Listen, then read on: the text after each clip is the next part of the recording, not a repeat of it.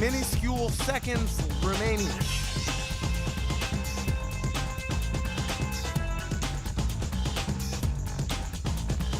$20 tiny seconds.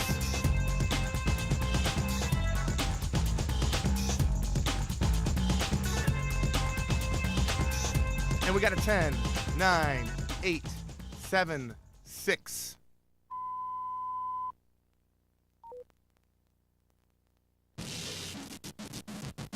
LoveLine is meant for an adult audience.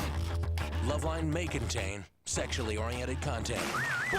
Listener discretion is advised. Adam Carolla, Dr. Drew. I'm not modeling anymore for the two of you. LoveLine. Yeah, it is LoveLine. I'm Adam Carolla. That is Dr. Drew. Phone number 1-800-LOVE-191. Fax number 310-854-4455. Dr. Drew is a board-certified physician and addiction medicine specialist. I took a nap tonight, Drew. Oh, boy. I felt it. I went down so hard that when my little buzzer, my little egg timer. You didn't know what day it was, what time of day it was. It went off. I went to bed at about 8:40. Yep. Preparation's my middle name, if you ever listen to this show. Mm-hmm. I live about 22, 23 minutes away from the studio. So I set my alarm for 9:30. Mm-hmm. You know, figured it'd give me plenty of time to get up and make it on into the seat. And I gave myself a couple minutes to put my shoes and my sweatpants or pajama bottoms on at least. Make it in the studio. But the point is I went to bed about 8:40. My little alarm went off at 9:30. That thing was going off. I didn't know where I was. I was just paralyzed. I was just lying there in bed, and I was thinking, Having a night terror. Oh, my God. well, it's dark. Was my first thought. That I drank in pretty good. It's dark. Now, it could be early in the morning or maybe it's late at night. There's this buzzer going off, and that buzzer seems to indicate I'm supposed to go do something, but I'm not exactly sure what it is. So I'm going to play it safe and just sit up. Now it's like, 9:32. The buzzer's still going off, and I'm still sort of sitting there, and my alarm clock, which I don't use. I just sort of use it like a clock. I always use my egg timer. I have a few things I really want to share with you, the listener of LoveLine, because it really can help you in your life. Like these electronic egg timers. $10 down at the supermarket. Takes one AA battery. Pow! You press in 1 hour. You can press in 45 minutes. You can press in 18 minutes. Pow. I've taken naps for 12 minutes. Yeah. It's better. Yeah. But you can't set your clock alarm because there's no way you're going to set your clock alarm when it's 8:46 at night to go off at 9:11. You're not going to do it. Well, by the time you've done it, it's 9:02. By the time you've done it, it's time to get up. Yeah. And furthermore, and it's not going to work out because there's going to be an AM/PM problem because you had it on AM. So you lie there worrying about it. So this is here. So you have two options. Yeah. You can lie there and wake up every 2 to 2.5 minutes and glance over at the clock, which doesn't really constitute a nap because you have one eye awake because you're constantly aware that you have to get up. Or you could go, F it, I'm going down, in which case you could wake up at 11:45 in the evening and have missed your job, whatever it is you're supposed to do. But with these little egg timers, little tick, tick, tick, tick, tick, little digital timer, $9.99, I'll set that thing for 18 minutes. I'll set that thing at 9 o'clock. When I have to leave for work at 9:25, I'll set that thing for 20 minutes. I'll go down. Yeah. Pow. If that thing didn't go off, I'd be going all night. But anyway, this time I popped up. I didn't know where the hell I was. Completely out of it. To orient? It doesn't matter. I don't even need to orient. I mean, you know where we are now? Okay. Okay. Who said that? Who said that? Are you eyeballing me? What'd you do with Drew? No, I'm out of it. Yeah, I'm completely out of it. Yeah, this is a dream. I don't remember. I shouldn't get paid for this part of the show because I don't remember this. But the point is I just woke up and went, I know the fact that this little box here is making a noise. It means you should get up. Put your shoes on and start heading for the door. Yeah. By the time you get to your car, or at least down the hill, you'll figure out which way to turn, which office to go to, where to go. I was so goddamn tired in general that I plopped down $500 for a Lou Gehrig's disease benefit gala dinner event tonight. Didn't go. Yeah. And by the way, everybody, That's a big deal. That's $500. That's a lot of food. That's a lot of chow. I mean, it's a charity, fine, but you know you want to go home when you bought a $500 ticket to go to some event and you went, screw it, I'm going home. But it's interesting how much your biology fits how you've been feeling. What's that? Well, last night you were complaining about how just overwhelmed and tired, and you give yourself now a chance to sleep. Pow! Coma. Oh, it's like God hit me in the head with a giant frying pan. But it's no wonder then you're so irritable. Thank you. You mean now or in general? Well, how you'd become. I see. Yeah, my new personality? Yeah. My new bad personality? I know. The new bad Adam. I had you were thinking of bad Adam. The new bad Adam. I know. I was telling my shrink last week, I've only been an a-hole for a couple of years. I used to be a really nice guy. I was really a sweet guy. Now I'm an a-hole. But at least I know I am. All right, how big an a-hole can I be? I freely admit I'm an a-hole. But I got to interview James Toback at the DrDrew.com show. No one's heard of him. He wrote Bugsy, and he's the writer-producer of Black and White, and he's really smart, interesting guy. I mean, you would like interviewing him. We should try to get him, Ann, if she's listening. Mike Tyson, though? Mike Tyson, no show. I'm shocked. I mean, just total AWOL. Just ready, people there, his people are there. Toback flies into the interview. Oops. Interrupts his rhythm. Shocked. He's not in the right state of mind. I'm glad I'm not a gambling man. I would have lost millions on this. Drew, what'd I say to you yesterday when you said Tyson was coming He'll never in? be there. Yeah. Won't show up. Jeff? Yeah. You're 16. Yeah. But I like better what you said today was people don't disappoint. Exactly. That's a more important That's statement. all you need to know about people, everyone. They don't disappoint. I knew Tyson wouldn't show up for that interview. What's going on there, Jeff?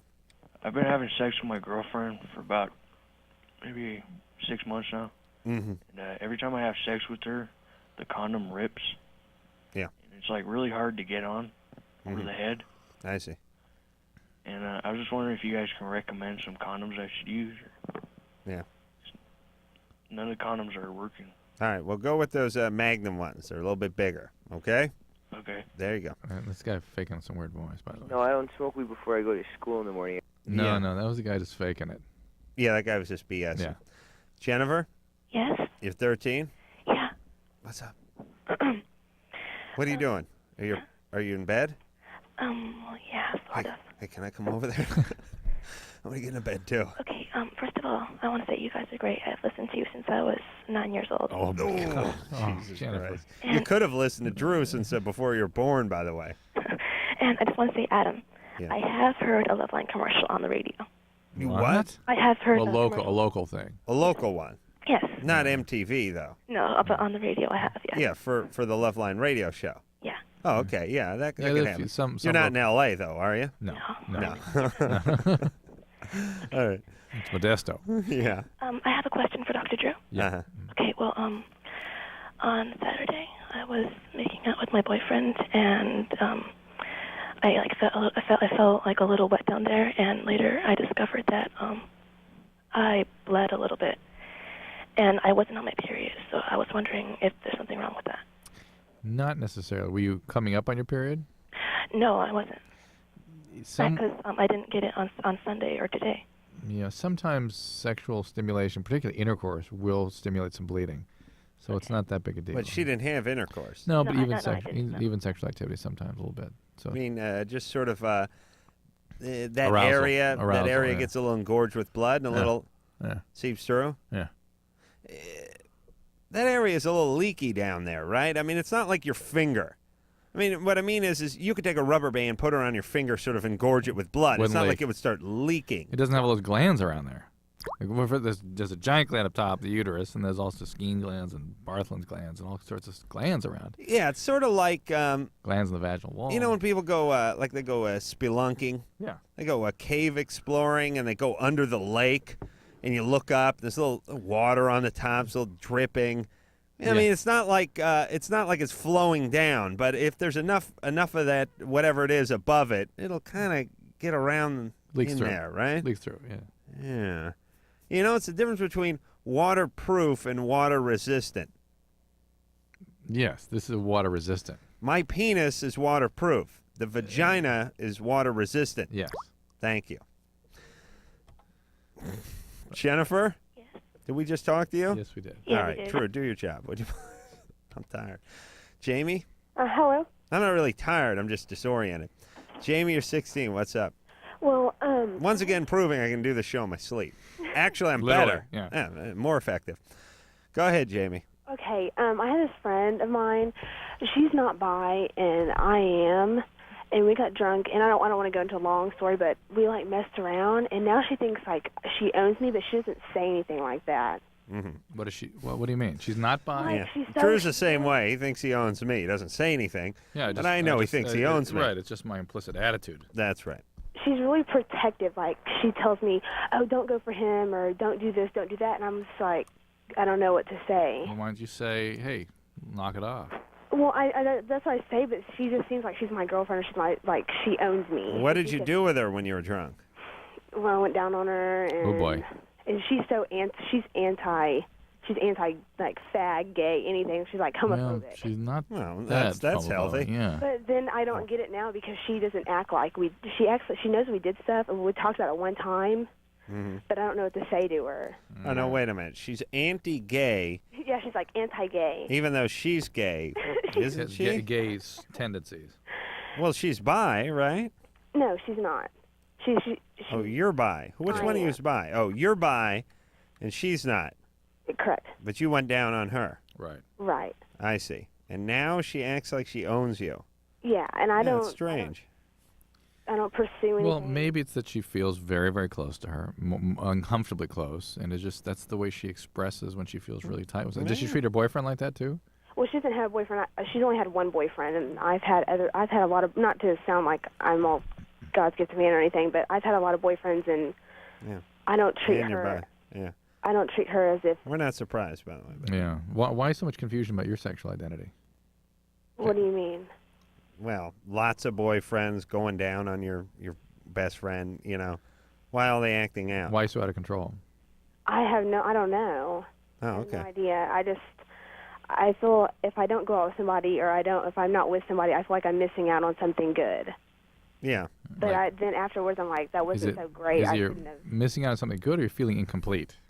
I think both. I think I feel incomplete and feel. And what makes you feel so incomplete? Was there a loss, or? No, I just feel. I like when I'm with somebody in a relationship. I like for them to be more pushy than I am. I just kind of go along with it. All right, wait a minute. Where's your dad? Yeah. Oh, he's in the house somewhere watching TV. I don't know. There's sort of two ways to this. When you say the house, you mean the big house? Yeah. Jail? No. I think there's probably two ways to get to that, Jamie. One, the eating disorder route. Yeah, eating disorder? Me? Yeah. No. No. The other is sexual abuse. Any sexual abuse? No, not at all.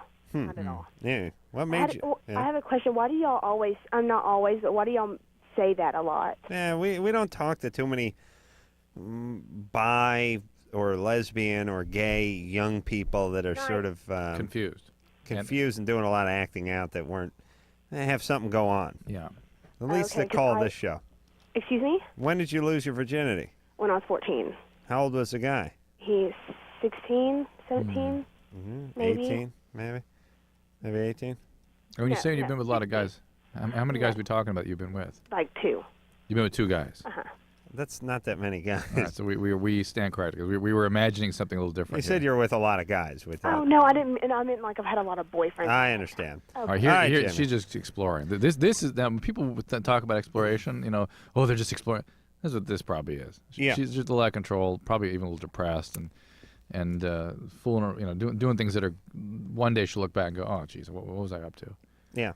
Well, we don't get a lot of true explorers, but this is a real Ponce de Leon here. She means it. But it's how she acts around her friend. Just be honest. Maybe her friend has some feelings. Oh yeah. I mean, she let her go down on her, and now she's sort of protective and controlling.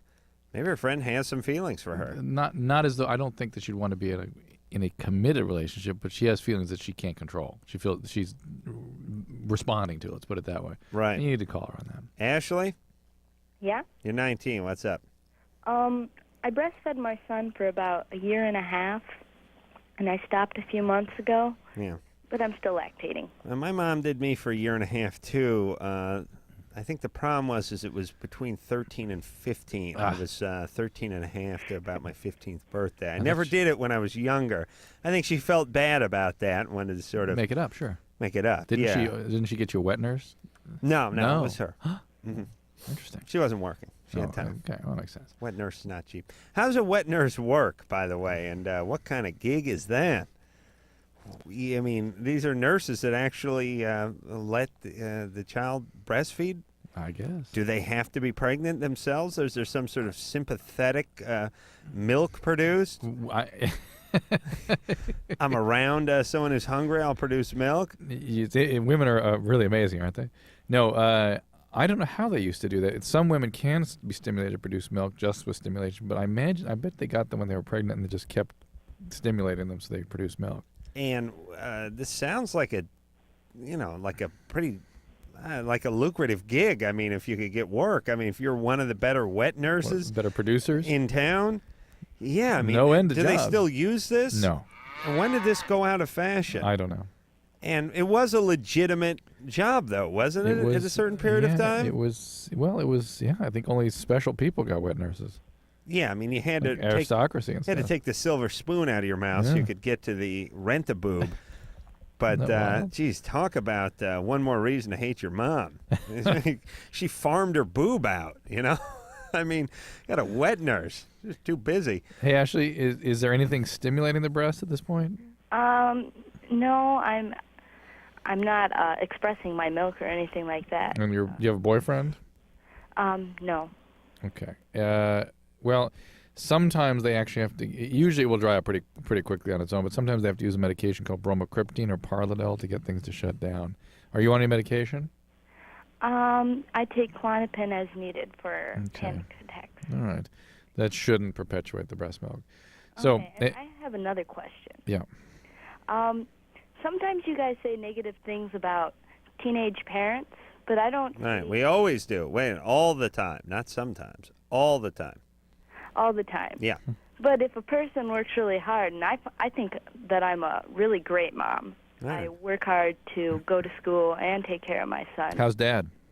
Dad's fine. He's there. We're married. And No, wait a minute. You said you didn't have a boyfriend. No, he's my husband. Okay. Does he stimulate the breast at all? No. Okay. Why not? Well, he's the one that wanted me to stop breastfeeding. Oh, okay. Why? Yeah. He doesn't like the whole milk thing. He didn't want to. Sounds like a real winner, this guy. What do you mean he doesn't like the whole milk thing? He doesn't like it. He doesn't want. He doesn't want to be receiving that. No. He likes her. Doesn't like anything produced by her. Why doesn't he just sort of stay away from that area? Adam, he does. Come on. You of all people. I don't. I could leave him alone. I just take a look at him. You know, take care of my milk myself while I looked at her. You know what I'm saying? I'm afraid I do. Thank you. Pictures worth 1,000 words. Drew, you ever hear that? Yeah.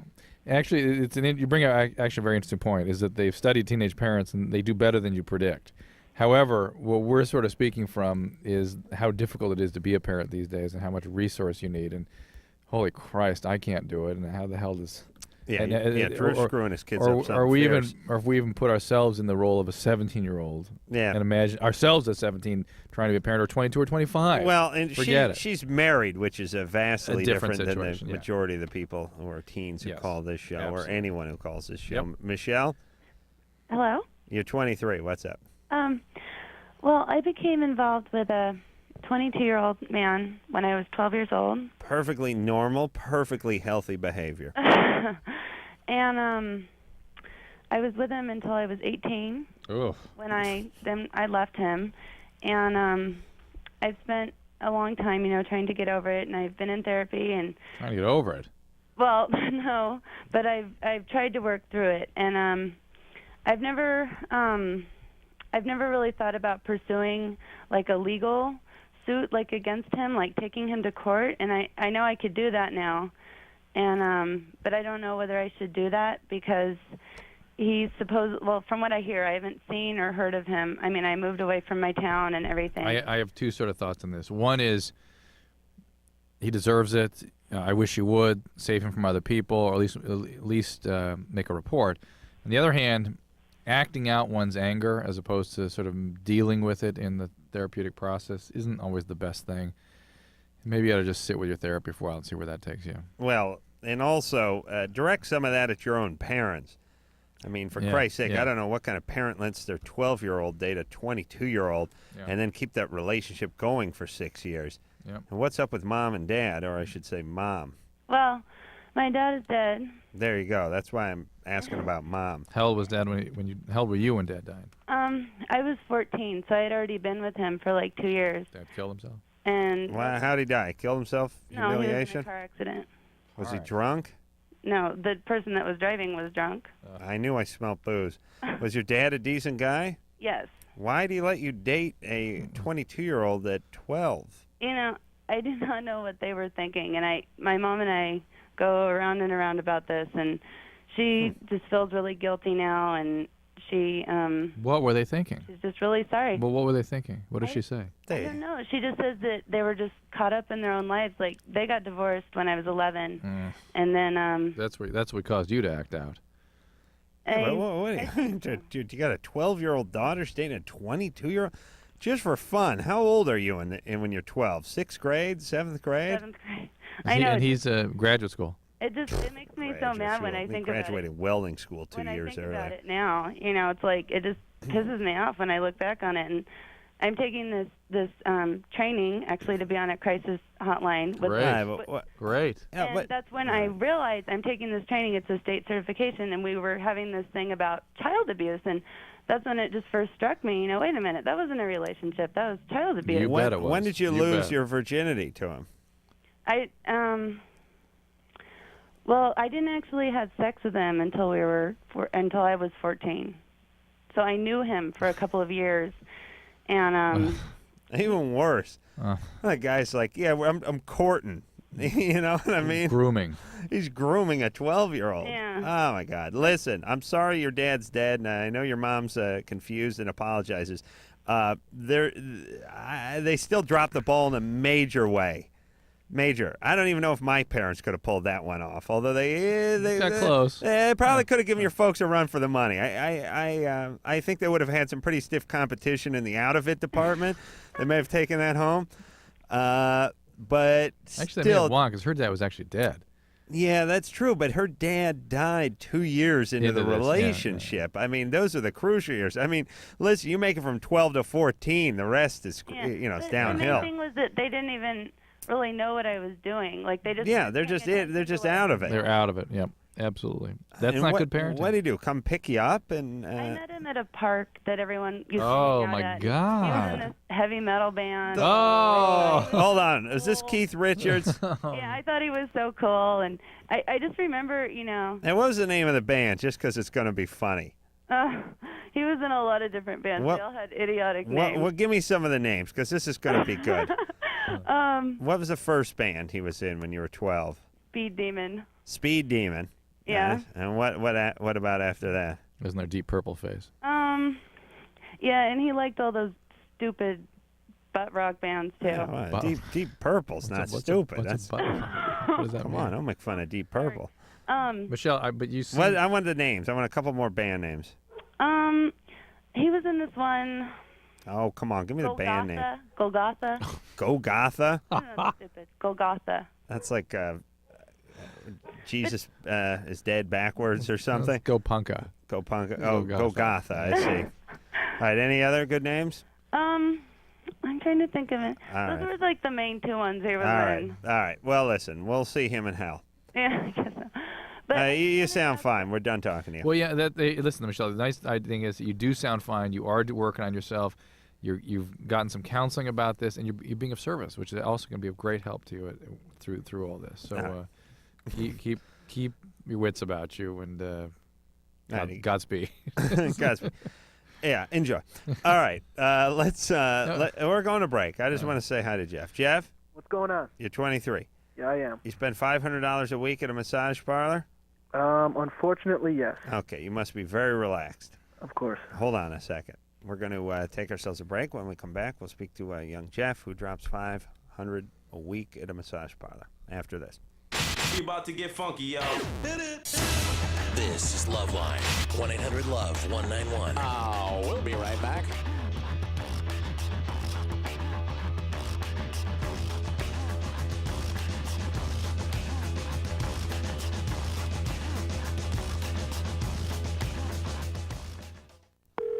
Hello? Hi, Mom. Oh, dear, you never call unless it's something. It is. I'm pregnant. I knew it! How do you know? The first response pregnancy test. It works when you're just a day late. First response. So advanced it can be used as soon as the first day of your missed period. No at-home test works sooner. And it's over 99% accurate in lab tests. Use as directed. See your doctor as recommended. Me? Oh, a grandmother! Congratulations, Mom. Oh, thanks, dear. First response. Nobody tells you sooner. Every year there are over 20 million car wrecks in this country. It's not pretty. But people bang out the dents, rebuild them, and resell them to, well, maybe you, bucko.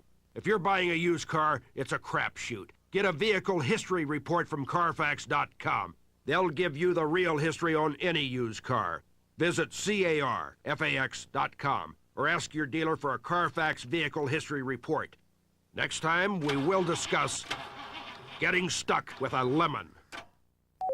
Hi, I'm Serenity, and these are my friends, Missy and Stephanie. You know, a lot of things happen to us every day that we have no control over. But HIV and other sexually transmitted diseases aren't things that just happen to you. You do have a choice. You can choose to use a condom, have safe sex, and take control of your life. Asking for a condom isn't stupid. It's smart. It shows that you care about yourself and your partner. You can do something about sexually transmitted diseases. Use a condom. Every partner. Every time. We do. A message brought to you by Wicked Pictures and AIDS Project Los Angeles. Oh, come on, have a drink. No, thanks. Just one little drink. I don't want to. Chicken, everyone else is. I said no. What a nerd. One little drink won't kill you. You've heard it all before. Be cool. Join the crowd. Have a drink, even though you're not 21. Let's go. She's no fun. Make the right choice. Don't give in. Underage drinking is dumb and dangerous.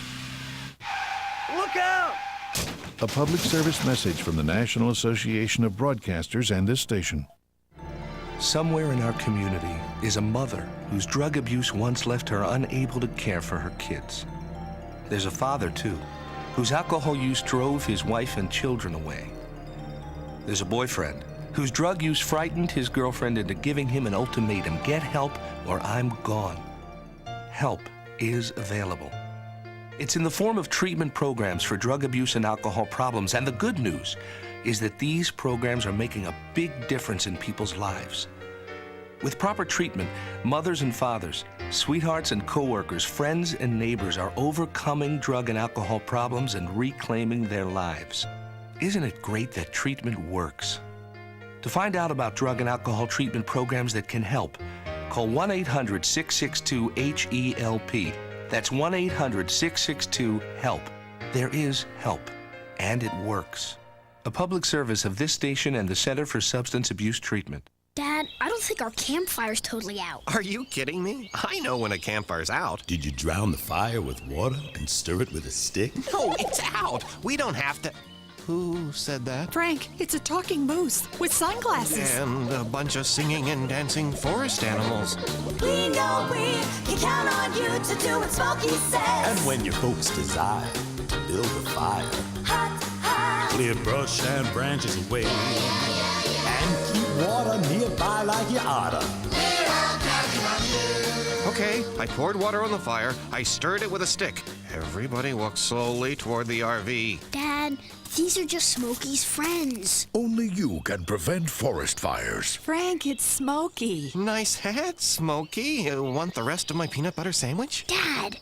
Visit Smokey at www.smokeybear.com. Brought to you by the USDA Forest Service, the National Association of State Foresters, and the Ad Council.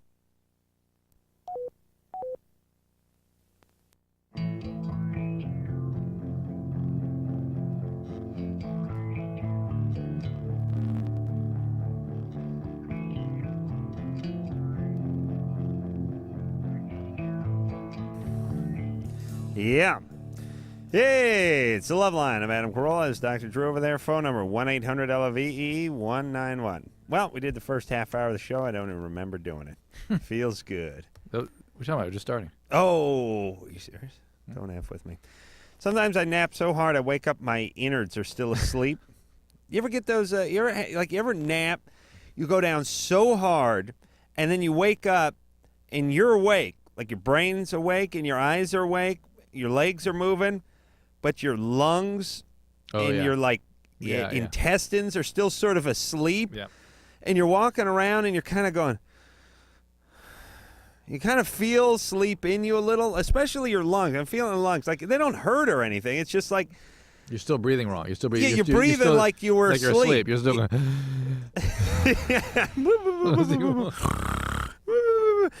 I mean, it's like your parts, like it's sort of like it's like I'm a piece of meat that's thawing, and the outside is good, but the core is still frozen.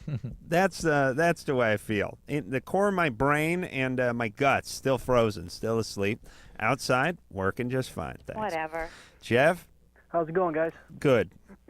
Before I start, Adam, I think you're a true philosopher warrior. Thank you. Whoa, wow. I've been listening for a while, Jeff. No kidding. Yeah, I have since my college days. My question or Where were you in college? I went to Loyola, Chicago for a couple years, and then Southern Illinois, and I just finished at Northeastern. So wow. I've been in all directions. You got thrown out. Pretty much, yeah. Good man. My problem is that I've developed this habit of going to massage parlors and receiving hand jobs from the ladies there. Yeah, full release. Is that what that's called? Happy release. Yeah, they call it. Reach around. Hand release. Hand release. Hand release. They like to make it sound as professional as possible, I guess. What? Well, you could get like just a regular massage for I don't know how much money, but if you want the hand release, it's going to bump you up a little. Are these like regular like massage places? No. These are registered nurses and no, but I mean, dietitians. what do the institutions even look like? I mean, why do the police? Chinese riding out front. Oh, really? That kind of thing. Really? Yeah, I've been to one of those places. Yeah. Some of them are Asian, but a lot of them are American too, and about half of them they just offer you clothing options where you can get yourself off, but the other half, they help you out. Yeah, $75 you get to whack yourself off in the serenity of one of our bunk rooms. Well, the ironic thing is the places where you do yourself, some of them cost more, and I don't know how they stay in business because I'd rather go to the ones where they do it. But anyway, volume. We digress. Well, wait a minute. Why? Now listen. I've never been to a massage parlor before. It doesn't sound. It just. There's a few things I've never done, and there's not that nothing's not wrong with me sexually. Oh, there's plenty wrong.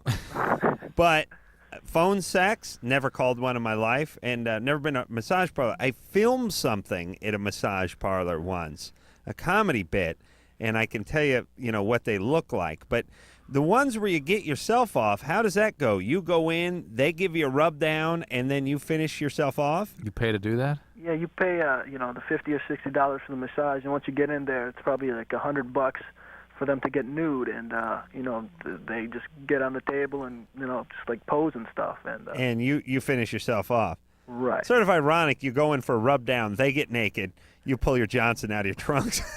You know what I mean?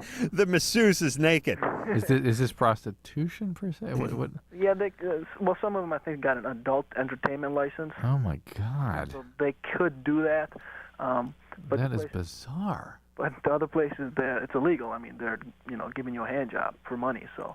Oh my God! Right now, so if you're spending $500 a week, you going 4 or 5 times a week? About, yeah, and recently past week it's been every day. Are you with the same person? No, I go to different ones and pick different girls, and just today actually I got myself an escort, so it's sort of escalating. I mean, this. What does that mean? What does that mean? When it takes a woman home, bangs her. I went to a hotel and I called myself up an escort. When you get the happy release, where does the release go? I mean, is someone mopping up in there? Do they have some of that butcher paper down on the table? How's that work? The image somehow is very strange for me because I think of release. I think about like pulls clay pigeons and things. Yeah, it's like the beginning of the Olympics. Release the pigeons. No, it's like the hounds. Pull. They're both white. Anyway, it goes all over. I mean, yeah. Okay. But I just want to know. I just want to make sure you don't walk into someone else's happy release that they released 20 minutes earlier before you got in there. They usually change the towels. Yeah. Oh, someone's got to be on mop-up detail over there. That's a rough gig. Bizarre. Why won't the police just walk in there with great regularity? Well, different counties around Chicago are different. Some of them are a little more relaxed about it. Some of them are strict and you shut them down. So. Yeah, they know what's going on. That's the point. No. Yeah, I know, but there's only... And listen, oh, for Christ's sake, don't get me going on Vice. They're too busy trying to bust madams by having women having officers pose as Asian businessmen, and then having 19 guys with surveillance cameras in the next room and all this. And let me just say one more thing real quick to the cops, because I know we got sued for this last time. I just want to say something. Listen, you idiots, you do what we want you to do, not what you want to whack off to. No one gives a rat's hiney about Heidi Fleiss and her girls, you idiots. Drives me nuts. Yeah. I don't want to get going on this tangent, but I just, the hair on the back of my nuts stands up every time I hear about how much manpower, how much time is devoted. Whenever I hear about like Pee Wee Herman and how they had like 4 Vice guys stalking, sitting in the adult theater looking for troublemakers, the hair on the back of my neck stands up. This is where our money's being spent. This is where our resources are going. All I ever hear from cops is, we don't have enough manpower. That's all I ever hear. We don't have enough manpower. We wish we could get to these calls an hour earlier, but we can't. We don't have enough manpower. Yeah, but drive down to Burbank and get yourself a goddamn jaywalking ticket. Go to Burbank, everyone. See how much manpower they got. Oh, they got plenty of manpower. As long as you got money, they got a ton of manpower. As long as someone's getting naked, they got a ton of manpower. It's just when the actual crime is going down, they're a little bit light on the manpower. You do what we want you to do, you pussies, not what you feel like doing. Drives me nuts. I suspect our Culver City friends will be here any moment. No, I don't care. I don't have a problem with them. I drive 65 down Venice every night. They don't give me any trouble. I like those guys. All right, so Jeff, yeah. Now, where do you make all this money? I don't. I pretty much spend whatever I make on this. I know, but that's still a pretty good sum. I mean, if you're dropping 500 bills a week on prostitution, you got to be making some cash, don't you? Yeah, I'm making a decent amount. There's taxes and eating and housing. Yeah. All right, hey, Jeff. Yeah. You got to whack yourself off before you leave the house. Well, I started with that. And that's what this has escalated to, and now it's escalated to actually have had sex with them a couple times. Are you worried about this behavior? Yeah, because I mean. Because of the financial consequences. And the condom broke the other day. Oh boy. So and the other question is, I got these small red bumps on my upper thigh, but Ooh. I don't know if... Hey, Jeff, you got to kill yourself. I rarely say this to a caller. That could be herpes. Could be molluscum contagiosum. But really, Jeff, if you wanted to, there's a couple ways to go about this. All right, One he's got to go to FNA or whatever that's called. Yeah, SA. Go to SA. Or you might check out the website, the National Council on Sexual Addiction and Compulsivity, NCSAC. And they have referrals in your area for people that are used to treating sex addicts. SA, or you can get referrals to SA through AA. It's a real serious problem, believe it or not. And you can get yourself an individual therapist. That's the other way to get this dealt with. All right. I've decided Florida is the biggest abuser of this cop sitting around thing. I was watching the news the other night, and somebody else got popped for doing something in Florida and taking their top off or something. I realized Lenny Bruce, Jim Morrison, and Pee Wee Herman all basically got brought down in Florida. Really? Yeah, it's all Florida. Yeah, they're the weirdest, most uptight over there. Huh. Screwed up. Eddie? Eddie? Oh, boy. Caller who goes by Eddie. Eddie, you're 15. Oh, hello? Hey, what's going on? Oh, I didn't know I was on. Anyway, I was molested when I was 13. By whom? By a 10th grader. Yeah. Our school's like 7 to 12. And I'm now in 9th grade, and I'm 15. Right. I was wondering if I will be like a rapist or molested when I grow up. Well, it's sort of like you were raped more than molested, right? Well, what happened? Well, I was sort of like in the bathroom taking a dump, and this guy just walked in. If you use the guy's name. Who was the guy? I had no idea. Eddie Haskell. Yeah. And he walked in. How do you know? You said he was a 10th grader? Yeah. How do you know if he's 10th grader if you don't have no idea who he is? Well, I guess. He looked like he was 10th grade. Uh-huh. I see. Yeah, I can tell I can tell the difference between a 10th grader and an 11th grader pretty easily. And so you walked in, what'd he do to you? Oh, he, caressed me and stuff. Yeah. While you were on the toilet? No, he, took me off. He took you off the toilet while you taking a dump? Yeah. Uh-huh. He let you wipe? Yeah. Yeah. He wiped me. He wiped for you? Yeah. Okay. That's nice. And he We're give done. you a happy reach around, the full release? What? Happy release. And so he rubbed you, and then what? And, he sort of went at me. Yeah, what do you mean went at you? Like anal. Anally? Yeah. Oh, no wonder he wiped. So he got in you, huh? Uh-huh. And how long did that go on? Like 10 minutes. 10 minutes? Well, let me explain something about anal rape. 2 minutes can feel like 20. You know what I mean? You sure it was a full 10 minutes? Because that's been my experience, especially dare or dry anal rape, as I call is it. this Adam or Ace Rockola?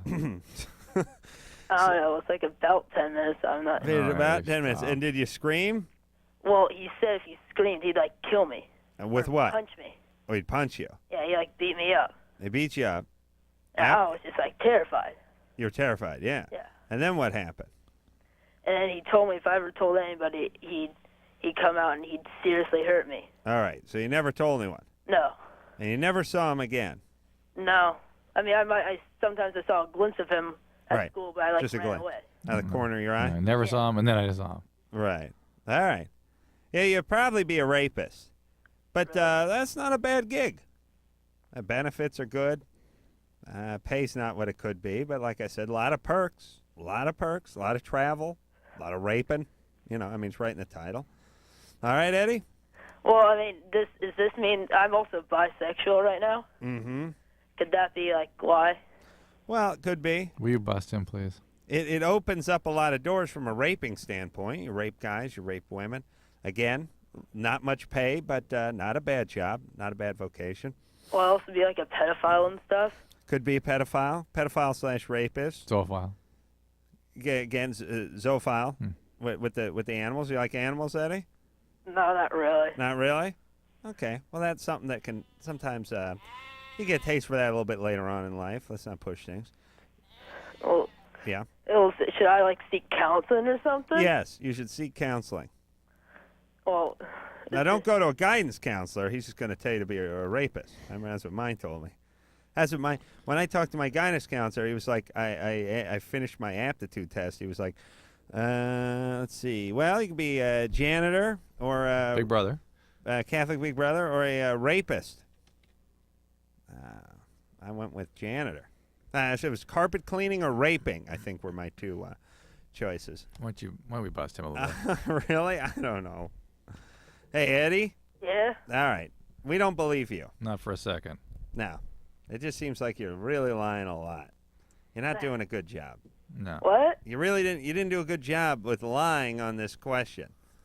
That was the problem. Too many loopholes. Yeah. I was molested and you guys don't care. Nope. Not really. We never care. We just pretend to care on certain calls, but we're not pretending to care on your call. No, I care, but I care with the real thing. Drew pretends to care about not caring. That's right. I'm offended at the fake calls because they actually belittle the people who actually have these. That's right. Right now, there's truly a 13-year-old who was actually raped in the bathroom. Yeah, all right. Anyway, nothing rang true about that story. No, didn't feel it. Didn't feel like it would have happened to him for a second. Well, plus lifting him off the toilet. He was taking a dump. He wiped his hands. And then not a 13-year-old and a 15-year-old we're talking about would just be. I mean, unless Eddie had a long history, profound abuse, right? Which this could have happened to somebody with that history, would have beat the crap out of a 15-year-old or fought like hell to get away from it if he didn't want to be there. It'd be like a badger and a mountain lion going at it in there. Absolutely. It'd just be a fur flying everywhere, stuff getting knocked over. Yep. I said it last week. You couldn't get a piece of a piano string in my ass that had been frozen. You dumped liquid nitrogen. If you took a piece of piano wire and you dipped it in liquid nitrogen so it was stiff, crystallizing, and then you dipped it in KY, and then you got a running start, you couldn't get it in my asshole if we were fighting, if we were scrapping. I mean, it's impossible. You're sitting there relaxed. Impossible. Yeah, but if somebody is obviously immediately report. If this thing ever happens to anybody, immediately report. All right, we'll be back. Let's have some more fun. Okay, let's do it. Call LoveLine 1-800-LOVE-191. LoveLine will be right back. Well, here's how it's sampled.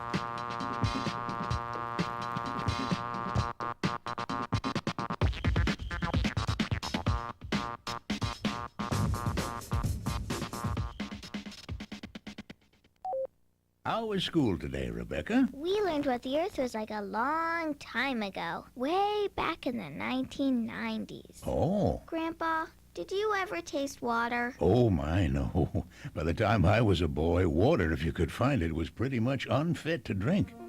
But I hear tell, long ago, children used to make lemonade with actual tap water and drink it on hot, sunny days. Really? Yeah, and sometimes they'd fill balloons with water and toss them at each other and laugh, or run through the sprinkler singing and carrying on. And then after a day of playing, their folks would put them in a tub, fill it with water and bubbles, and scrub them till they were squeaky clean. Wow. Why didn't people try to save the water? Well, I guess they didn't think one person could make a difference. Thousands of Americans make a difference every day. For example, over 900 million tons of untreated sewage is no longer discharged into our nation's waters. A message from ECHO, the Earth Communications Office. Okay, class. This part of the museum is known as the Hall of Trees. What's a tree? Large plants that once covered much of the Earth. This is a full-scale model of a maple tree.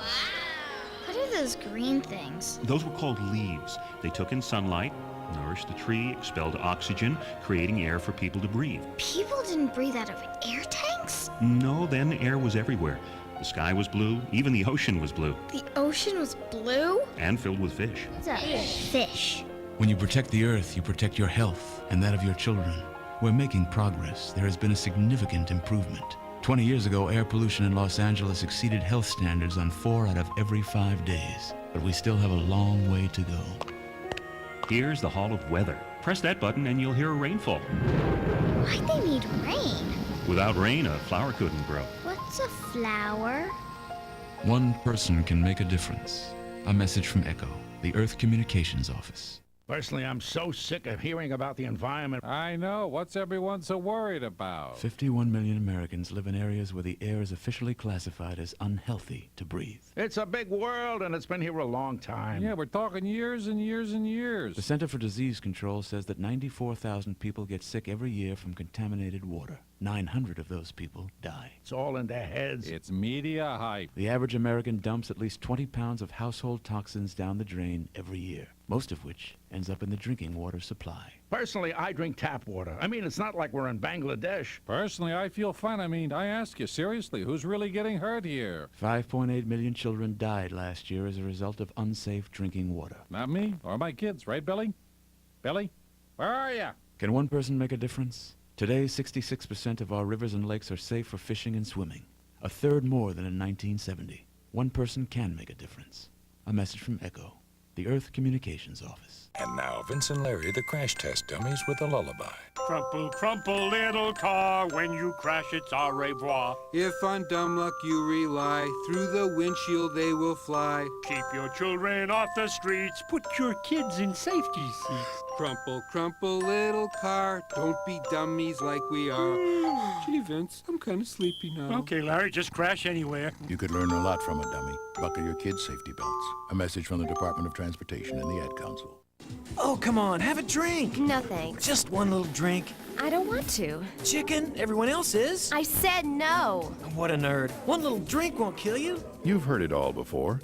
Be cool. Join the crowd. Have a drink, even though you're not 21. Let's go. She's no fun. Make the right choice. Don't give in. Underage drinking is dumb and dangerous. Look out! A public service message from the National Association of Broadcasters and this station.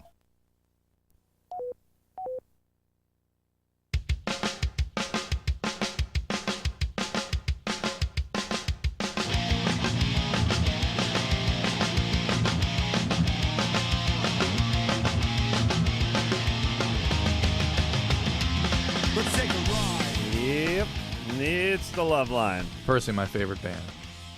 Yeah. Pennywise. Pennywise. It's a good sounding song, though. I like that song. All right, we're LoveLine, Emma Corolla, Drew, on the back of the phones. Peter? Looking for my shoes. Peter? Peter, have you found your shoes? My sandal. Looking for your sandal. You found it? No. He hung up the phone. Wow. Did it not? Well, I didn't know it was on. Oh, wow, that was bizarre. Jeanette? Yeah? You're 18. Yeah. What's up? I've been kind of with this guy off and on through off and on through all high school and everything. And we had a kid together, and she's about 7 weeks old now. And right now he's just treating me like crap. He's being a total jerk. He doesn't even really acknowledge that I'm around. He won't say hi or anything, and I need to know if I should talk to him and say, hey, what's your problem, or... Wait a minute. Since you've been pregnant or since the child has been born? Well, when I was pregnant, he really didn't even come by that much. He came by every once in a while, but he didn't really want to have anything to do with it. So is he done with this relationship? I don't know. Why did you ask him? Sort of seems like it, though, doesn't it? Yeah, kind of, but we've been like this for like the last 4 years. So... You've been not talking very much for the last 4 years? No, we've talked, and then we've like broken up and then gotten back together kind of. Why'd you have a kid with this guy? It was an accident. All right. You couldn't have given the kid up for adoption? Well, that was the plan, and then he changed his mind. He changed his mind. Yeah. You're in charge here, Jeanette. He's an idiot. What are you listening to him for? Well, because like his family's really close to mine, and I mean that's Oh, really... damn! And now, 7 weeks, 2 months into life, you're not gonna give that child up for adoption. Sure you will. Now you're Give it on up. Now you're screwing with the child again. 7 weeks? You're screwed either way now. Kid doesn't know where he is. He still thinks he's in the womb. Give that kid up for adoption. Well, I wanted to keep her too. I know you did. No, don't blame him. Of course, so don't blame him. Give that kid up for adoption. Do the right thing. Okay. Yeah. I mean, really, what are you, living at home? Yeah. Okay, Jeanette, let me give you the situation. I'm going to tell you the truth. This guy, he may be in, he may be out. He'll be in and out. He's not going to be consistent. He's not a great guy. He's not going to be a good father. He's not going to be a good boyfriend / husband / whatever. Certainly not his age. How old is he? He's 19. He's 19. He's an idiot. He cares more about his car than he does about his kid, right? Yeah. Yeah, he works on his car? Yeah. Yeah, I know this guy. He's got grease on his cuticles. He's a dirt head. Now listen, he's not going anywhere. What's he do for a living? He does construction. Yeah, I knew it. I knew it. Not doing anything. Care He's to not. pick a limb of. He doesn't even know what he's. No, he's just doing he's probably just doing labor. It's like probably just like stacking wood all day or something. Where's he working? Has he got some uncle that has a outfit or something? He works with his dad. They do ditch lining or something like that. Oh, the hell. He's doing trenching. Idiot. Yeah, that's it. Yeah, he's digging trenches, laying pipe. All right, listen, Jeanette. I've got this guy all sussed out. He's an idiot. He's a loser. He's probably got one of those mullet haircuts. What kind of haircuts he got? Shaved. Shaved. Completely shaved. Yeah. That's the new mullet. He shaved his mullet off. Yes, it is the new idiot's mullet. Is the shaved head. All right, give this kid up for adoption. Break up with this guy. Get yourself a job and move out of the house and start new. Okay. That's what you got to do. You forget it. You're overwhelmed. It's not going to work out. Okay. I know you're freaked out. You love your kid and everything. You'll meet a nice guy in a couple of years. You'll have a regular family. That'll be fine. Can you do that? Yeah. Yeah, because you're not up to raising this kid, are you? No. No, you're not. Good. You're a kid yourself. You made a mistake. Fine. Don't make yourself pay for the next 20 years. Don't make the kid pay. Don't make the kid pay. Don't make me pay, literally. Okay. Literally. All right, give the kid up. Okay. You get the kid adopted and break up with this idiot. Okay. Thank you. Well, there we go. Oh, there you go. Enjoy. I think that worked. All right, hold on. Jessica? Yeah. You're 14. Yeah. You have sex with strangers? Basically. Yeah. Thank you. Yeah, she's 14. Come on. Yeah. You think you're addicted to sex? Well, yeah. Okay. All right. Fair enough. Hold on a second. All right? You there? Yeah. Yeah. We're going to take a quick break, then we'll come back and talk to you about your sex addiction, okay? Okay. How many guys you been with at 14? 4. 4. All right, hold on. I got to 36? 29. Come on, Okay. be fair. We'll be back in a second. Once again with it. LoveLine. LoveLine with Adam Carolla and Dr. Drew will be right back before you know it.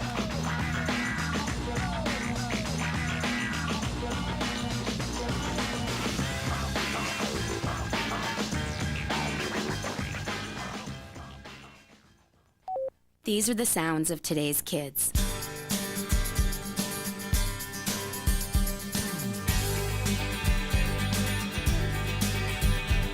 And these are the voices of today's kids. Don't underestimate me. I can work harder in school. Give me a problem that's hard to solve. Give me tougher work. Give me tougher books. When I solve a tough problem, I'm on top of the world.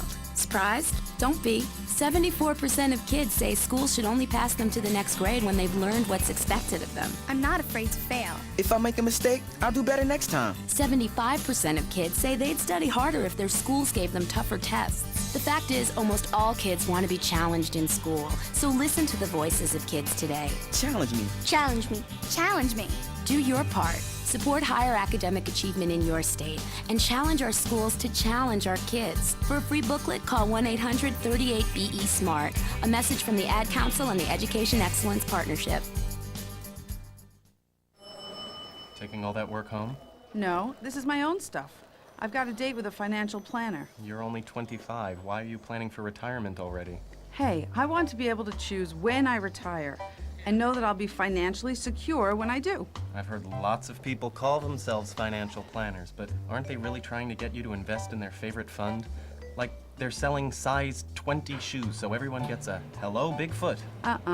Half this stuff is my bank statements, company insurance policies, tax returns. The planner's going to know a lot about me before recommending anything.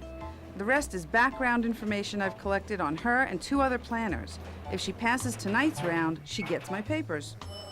Securing your financial future is important. You have a right to expect financial advice that's competent, ethical, and based on your needs.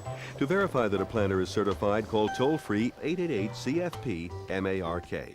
A public service of the Certified Financial Planner Board of Standards. Hey, driving fans! It may have happened to you. You may have heard the roar of the rumble strips, the blast of car and truck horns, and the heart-pounding fear of a near miss. Avoid all the dangerous crash action that comes with falling asleep at the wheel. Experience the amazing power nap. You've never seen power like this before. The Power Nap. Find out what the professional drivers have been doing for years. The Power Nap gives you the energy you need for the road ahead, and it's free. Whether you're driving to the shore with your family, to another city to meet a client, to school across the state, or anywhere there's action. The Power Nap is your ticket to revitalization. Experience the Power Nap at a rest stop near you. Just pull in, find a safe, well-lighted spot to park, turn off the key, and close your eyes. In just 20 to 30 minutes, you'll have the energy you need to drive safely for miles. So don't push it, park it, and feel the power of the Power Nap. A wake-up call to all drivers from the U.S. Department of Transportation and the American Trucking Association. It's nearly 6 a.m. and we're at a rest stop talking to travelers. Excuse me? Yes. Have you ever heard of circadian rhythms? It's like a Latin band, right? Not quite. Do you know what circadian rhythms are? It's when the stars all align and their energy creates... No. How about you, sir? Huh? Circadian rhythms. Exactly. Circadian rhythms tell your body when it should be sleeping as well as when it should be awake. Huh? Circadian rhythms are part of our body's internal controls, a kind of built-in clock that tells us when to wake up and when to go to sleep each day. Imagine the danger that comes when we try to drive when our body thinks we should be sleeping, especially at night, early morning, and for many people, mid-afternoon. You really should try to avoid driving during your body's downtimes. If you have to drive when you'd normally be sleeping and you find yourself getting drowsy, stop for a refreshing 20 to 30-minute nap. Now what would you say when I say circadian rhythms? I'd say don't push it, park it. Right. A wake-up call from the U.S. Department of Transportation and the American Trucking Associations. Oh, come on, have a drink. No thanks. Just one little drink. I don't want to. Chicken, everyone else is. I said no. What a nerd. One little drink won't kill you. You've heard it all before. Be cool. Join the crowd. Have a drink even though you're not 21. Let's go. She's no fun. Make the right choice. Don't give in. Underage drinking is dumb and dangerous. Look out! A public service message from the National Association of Broadcasters and this station. They're back. Nice to meet you. Temple Pilots. The new single, Sour Girl.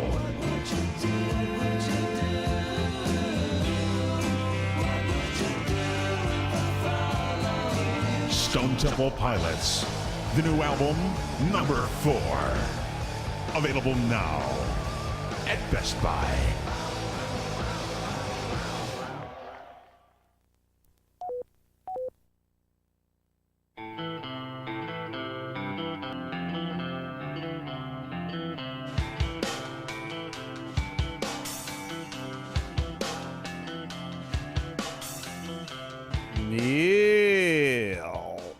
All right, we're going to take a quick 10-second timeout. We'll be back with more of the program in just 10 seconds. This is LoveLine on radio station.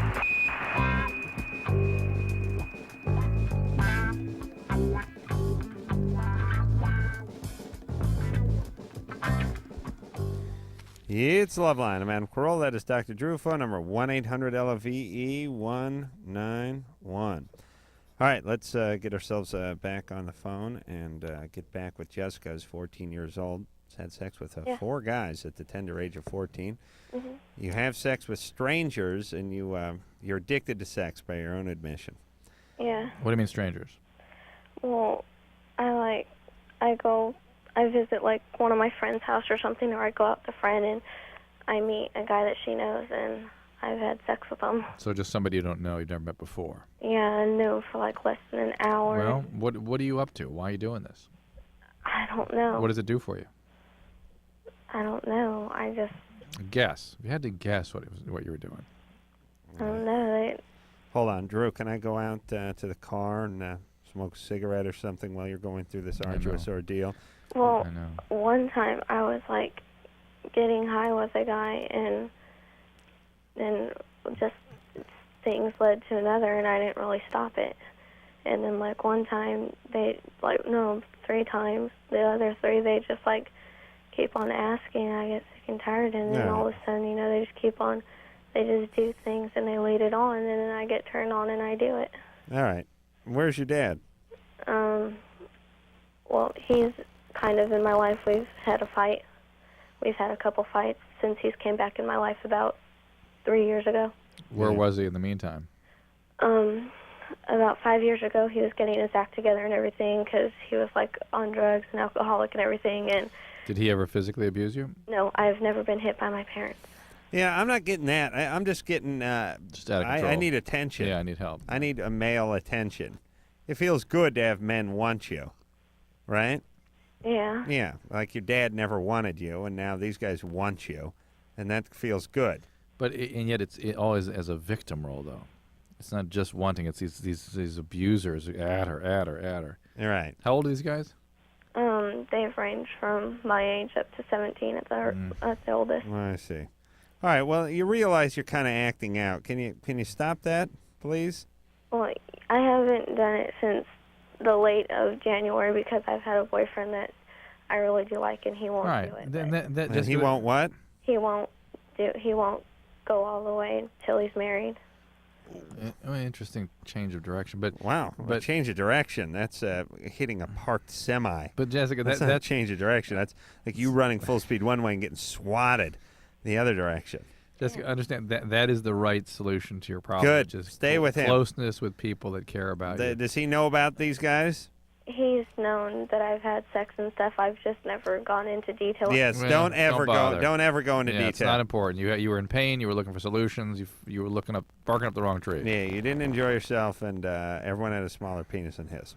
And I in December, I had this sex period. I had sex once in October, and then I had it twice in January.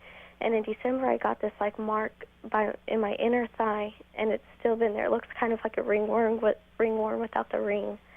And sometimes I get a few red spots, little tiny ones, like a little tiny drop size. Yeah, probably fungus. So you might try some Lotrim over the counter, see if that takes care of it.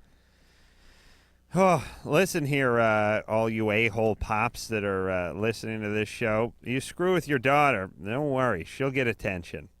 Absolutely. It's not like me. I didn't have a choice. What do you mean?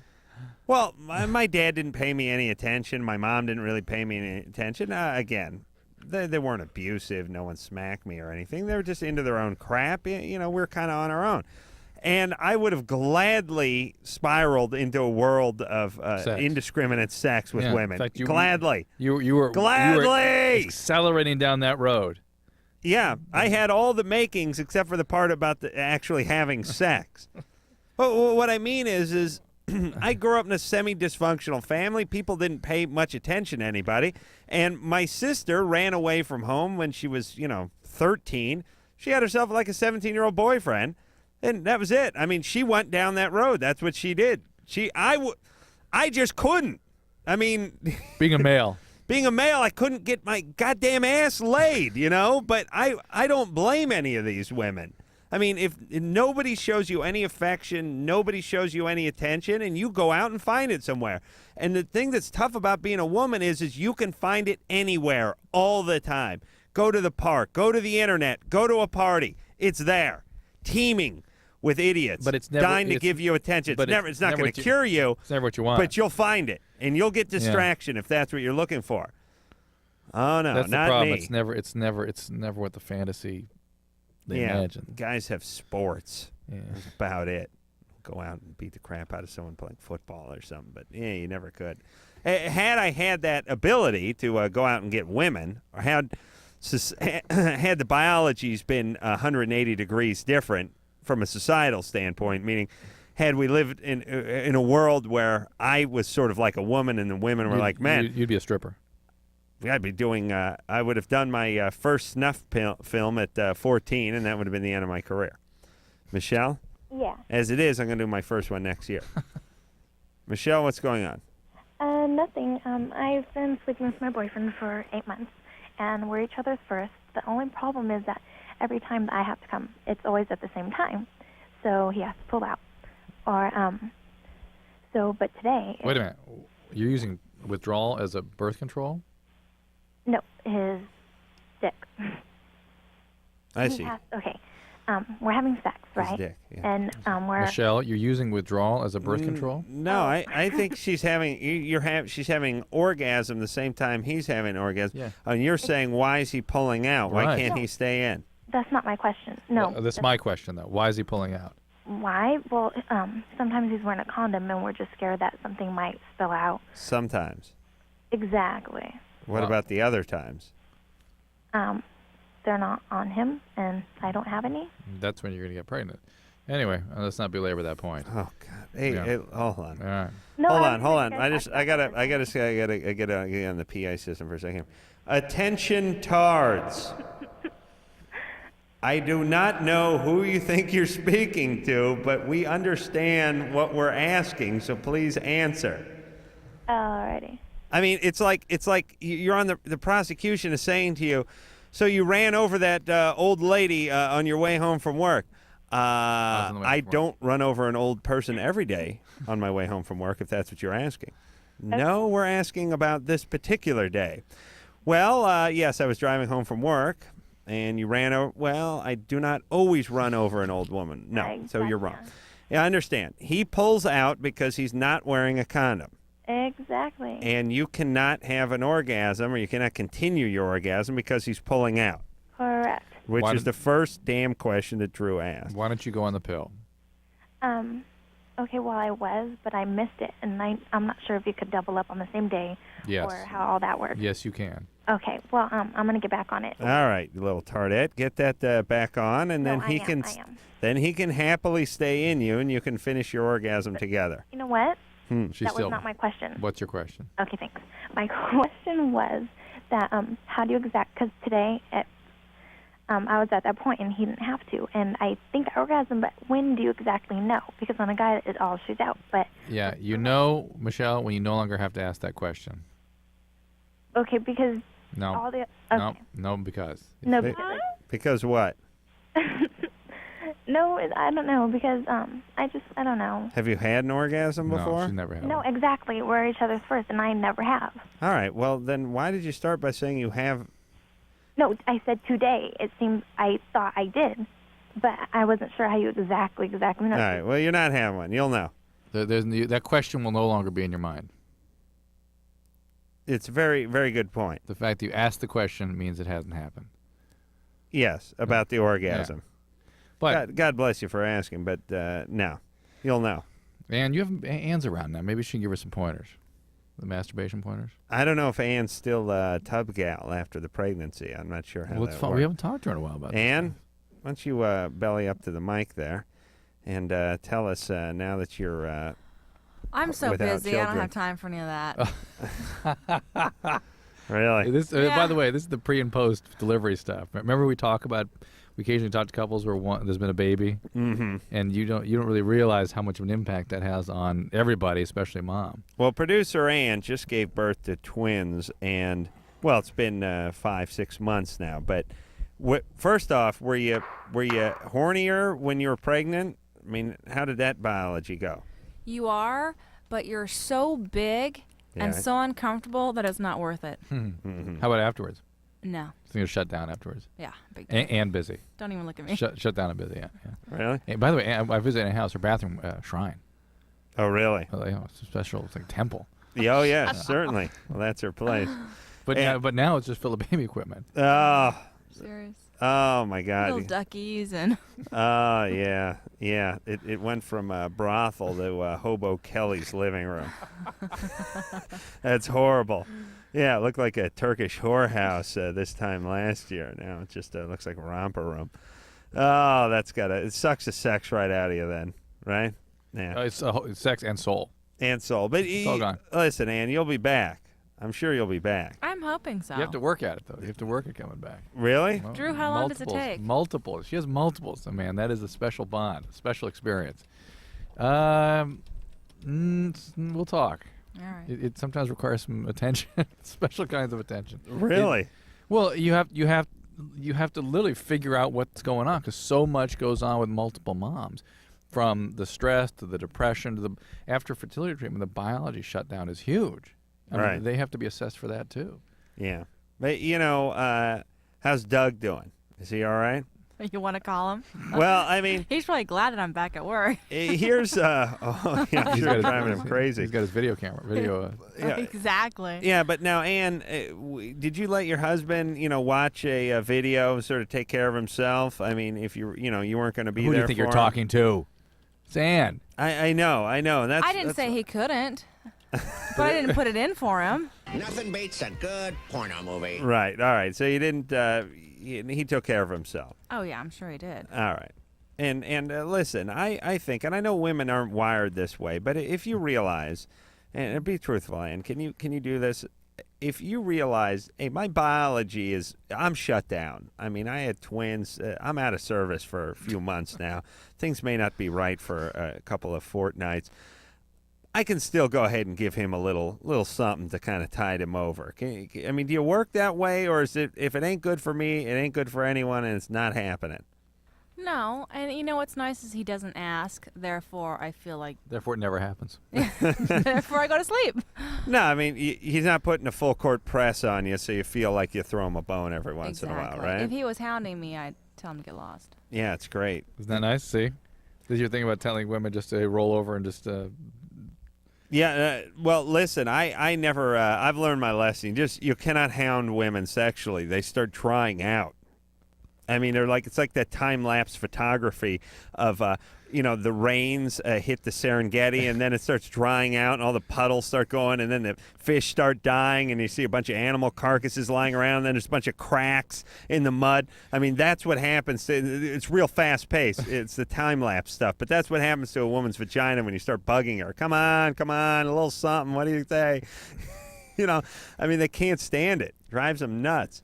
See, a guy, I think, the way guys are sexually is like if we didn't feel like sex at all and the woman said, hey, listen, I'm really horny and it's been like 6 weeks and you ain't putting out, and I'll tell you what, I know you ain't into it, but I'll turn the TV on. You can hear the TV. I'll turn some talk radio on. You can listen to the car guys or something on Sunday morning. And you listen to those guys and just go down on me for 10 minutes and just let me blow a little steam off.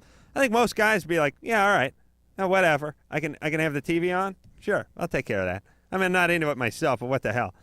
You know, I mean, they could actually sort of turn it into a mechanical process that needed to be sort of dealt with or addressed and take themselves out of the equation. Like, don't you think 90% of guys could do that? Not like they do. They would do it instantly. It'd be like now. Yeah, I know they do let's it get now, but we're thinking because guys are horny. But I'm saying, no. The point is there would be no need for receptivity and for build up. And it's like, pow, you want that's what I'm gonna do? All right, let's go. Yeah, You know what I mean? you could barter it with a guy. Like you could say to a guy, you know how we're supposed to go antique shopping? We're going to go down to the Rose Bowl, go to the swap meet this Sunday, and kill about 9 hours over there while you pulled along a wagon with a bunch of lamps in it. Tell you what, you go down on me, you stay home Sunday, you watch ball. The guy'd be like, your skirt be over his head before he even stopped finishing what he was eating. You know, it'd be like, yeah, I mean, that'd be it. You could barter it with him. You could say, like, listen, I'm going to make you a nice pot roast tonight, and maybe I'll clean the garage out. Just get down there. He'd be like, psh, get right down. And really, this situation would work if it was reversed. Yeah. And women are like, I mean, you imagine saying to a woman who's like pregnant or something, kind of shut down, listen, how about a little humsky, just kind of take the edge off. Come on, baby. It's 5 minutes. I'll be done in 5. Come on. Rolling pin fly at you. Well, we'll turn the view on. I'll put a mirror on my belly. You can watch it. It'll reflect off the TV set. Yeah, you just get whacked with a mop or something. All right. Oh, if only women could be men. What a utopia we'd be living in. Blair? Yeah. You're 13. Yeah. Oh, what's up? First I want to say that I love you guys, and I've been listening to you guys for 3 years. Wow, thanks. 10. Since you're 10. Yeah. Oh, boy. Well, here's the problem. Every time I wear thongs, I have, like, a clear discharge. I think it's from my vagina. And I don't know if it's me getting ready for my period or what. Yes, probably is. Do you think maybe you just notice it when you're wearing a thong? Yeah, because the thong's like a red color, so... Yeah, I think it's just you notice it then is the deal. Oh, okay, so... And it's normal to have some increased discharge prior to your period. And it will be not so clear as you get older, too, I suspect. Yeah, where are you getting those thongs at 13? I got it at the Blink-182 concert. How weird is it? We're just talking about those guys. We were just talking about Mark and the Blinksters about 10 minutes ago. Yeah, he's my husband. Just joking. He's your husband? No, I wish. That makes it even weirder, doesn't it? Yeah. What, they sell underpants at the concert? What? They sell underpants at the concert? Yeah, they're Blink-182 thongs. Oh, really? Yeah. And do you have other thongs or just the Blink-182 thongs? I wear them with every outfit. Mm-hmm.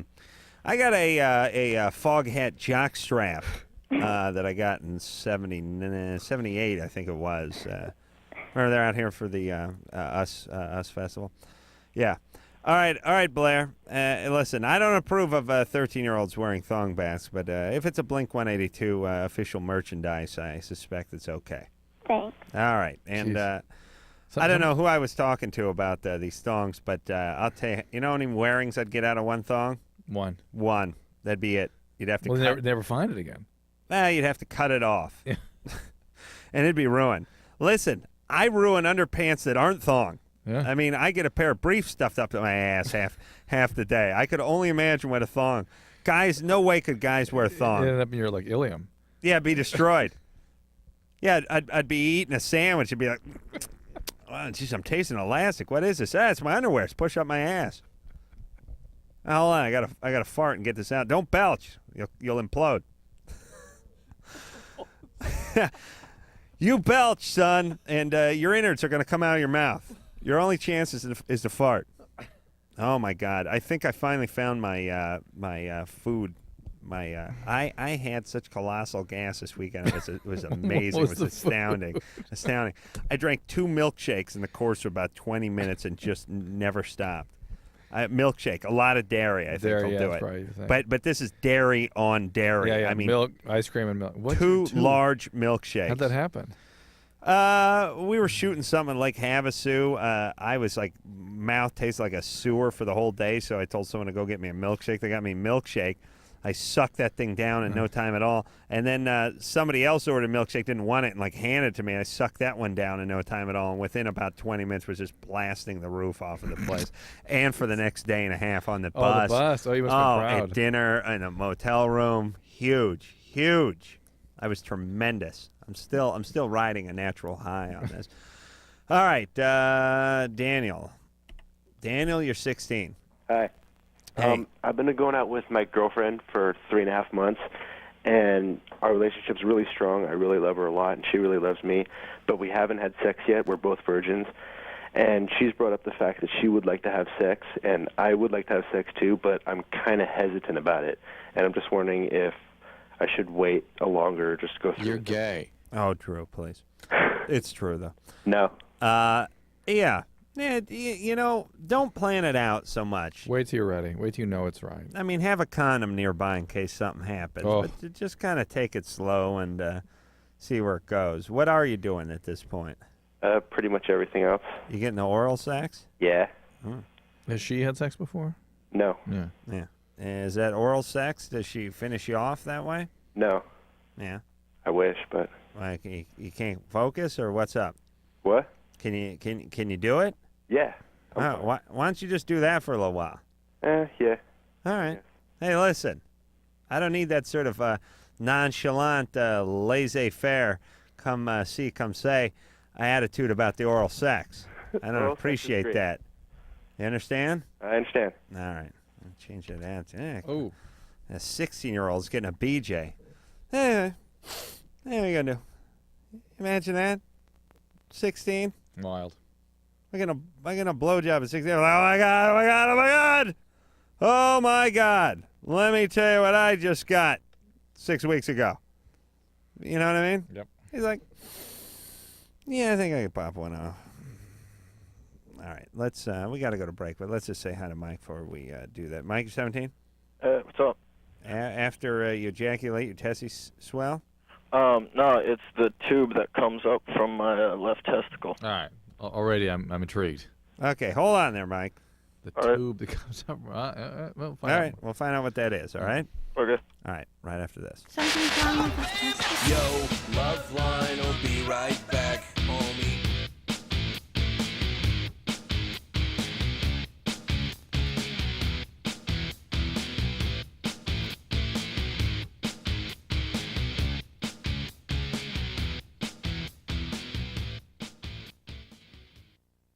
I love you in that red dress. Then you'll be glad to know I won't be growing out of it. I took a first response pregnancy test. And? It said no. Oh, but you're just a day late. It works that soon. First response. So advanced it can be used as soon as the first day of your missed period. No at-home test works sooner. And it's over 99% accurate in lab tests. Use as directed. See your doctor as recommended. I'd love us to have a lot of kids. Me too, but after we've been married longer than a few months. First response. Nobody tells you sooner. Saturday, 1300 hours. Your Army Reserve unit has 20 minutes to evacuate a patient from a field hospital. Easy. Watch that ID. You perform as a team. Patient is secure. Good job, Alpha 4-1. Skills you learn from us on a weekend will come in handy back at work at your local hospital on Monday. Patient in arrest. Stand clear. We have a pulse. Serve as little as 1 weekend a month, 2 weeks a year. Visit the Army Reserve at goarmyreserve.com. Paid for by the U.S. Army Reserve. Hi, I'm Serenity, and these are my friends, Missy and Stephanie. You know, a lot of things happen to us every day that we have no control over. But HIV and other sexually transmitted diseases aren't things that just happen to you. You do have a choice. You can choose to use a condom, have safe sex, and take control of your life. Asking for a condom isn't stupid. It's smart. It shows that you care about yourself and your partner. You can do something about sexually transmitted diseases. Use a condom. Every partner. Every time. We do. A message brought to you by Wicked Pictures and AIDS Project Los Angeles. Oh, come on, have a drink. No thanks. Just one little drink. I don't want to. Chicken, everyone else is. I said no. What a nerd. One little drink won't kill you. You've heard it all before.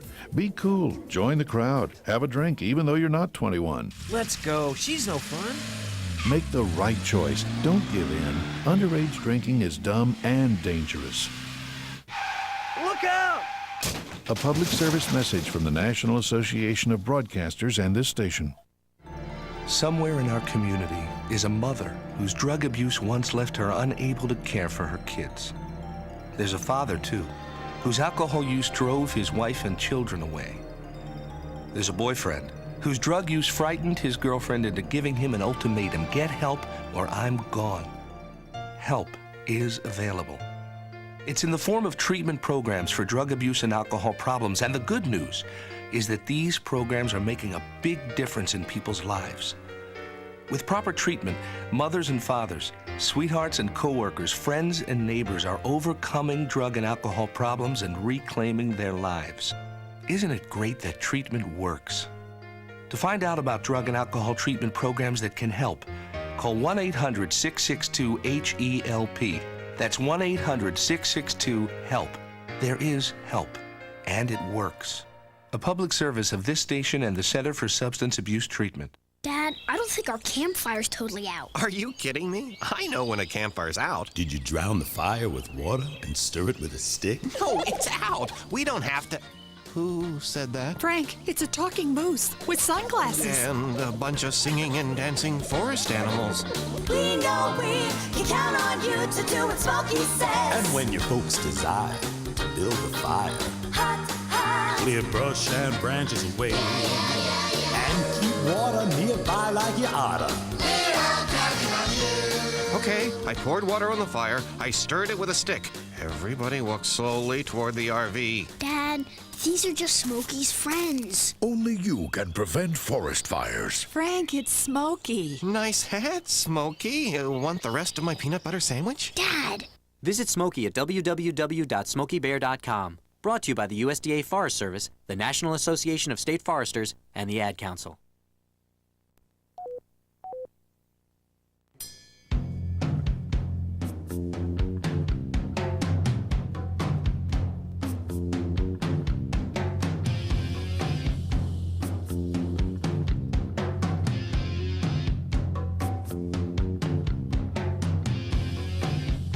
Neil. It's the LoveLine. I'm Adam Carolla. It is Dr. Drew. We're going to hop back on the phones here and speak to young Mike. Mike is 17 years old. What's up, Mike? He's got Hi. the tube swelling. Yeah, what tube? The tube that comes up from my left testicle, like, just kind of goes up. I don't know. It swells to be about the size of, like, my testicle. Could it be your testicle? No. Because what happens sometimes during ejaculation, the testicles will pull up into that canal. No, it's not that. I suspect it is. Like, I've seen a doctor about it, and, like, I've seen... first I went to the clinic, and they said it might be a hernia. I went to the doctor, and he said that it was swollen when I went to the doctor, and he said it's not a hernia, and that, like, he wasn't sure what was wrong with it. Wait a minute. Let's get this clear. The swelling the doctor felt is the same swelling you're talking about? Yes. That you see? Yes. How do you see the swelling? It's like I can see, like, my two, like, testicles, and then right above the left testicle, like, I don't know, I guess it's like the tube that the semen goes up through or something. Right now you see that? No, not right now. When do you see that? After, like, I have sex. And how was it the doctor saw that? Had you just had sex? I don't know.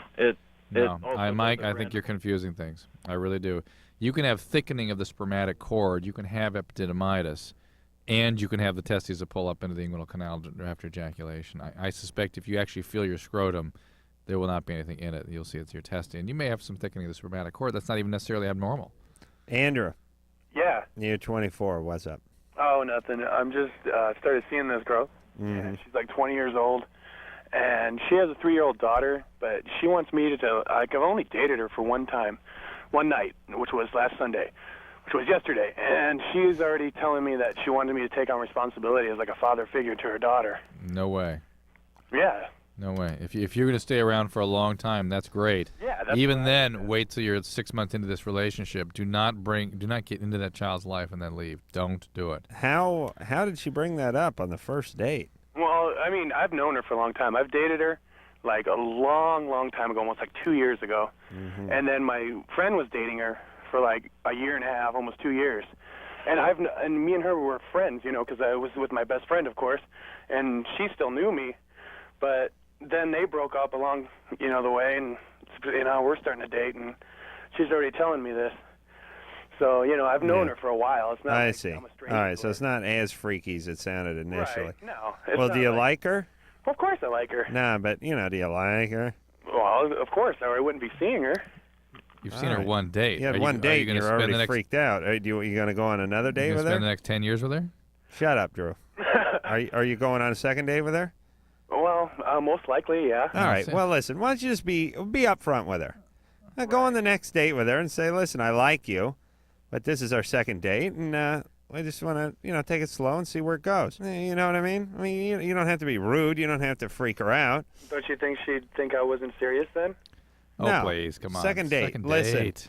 Stay in reality. Okay. What's real there? Now, here's the deal, though, everybody. Here's the deal. You want to know the most freeing thing in life? Reality. It is? Yeah. Oh, all right. Screw that. Other than that. Oh, okay. Second most freeing thing in life is have your own sort of moral compass and follow it. And if people don't understand it or give you service or don't get along with it, do not let it slow you down. Meaning, you're on a second date with a woman. She's worried about your relationship with her kid and wants to know why you aren't attending the parent-teacher conference night. You're worried about how she's going to take that when you tell her to slow down. It's the second date. You're 100% right. If somebody freaks out when you're 100% right, it doesn't matter. Right. Screw them. It doesn't matter. I told you the story, maybe not a great example, but my mom hung up on me once. She hung up on me for no reason. It was a couple of years ago. I don't know what the hell. I don't know. I called her. She hung up. I called her back. She was pissed off as hell. I said, "Mom, what the hell are you hanging up for?" She pissed off as hell, hung up again. What was it? I have no idea. What had you done? Nothing. Come on. I swear to goddamn God that I don't know what it was. But here's my point. She was pissed off about something I said or something I did or whatever it was.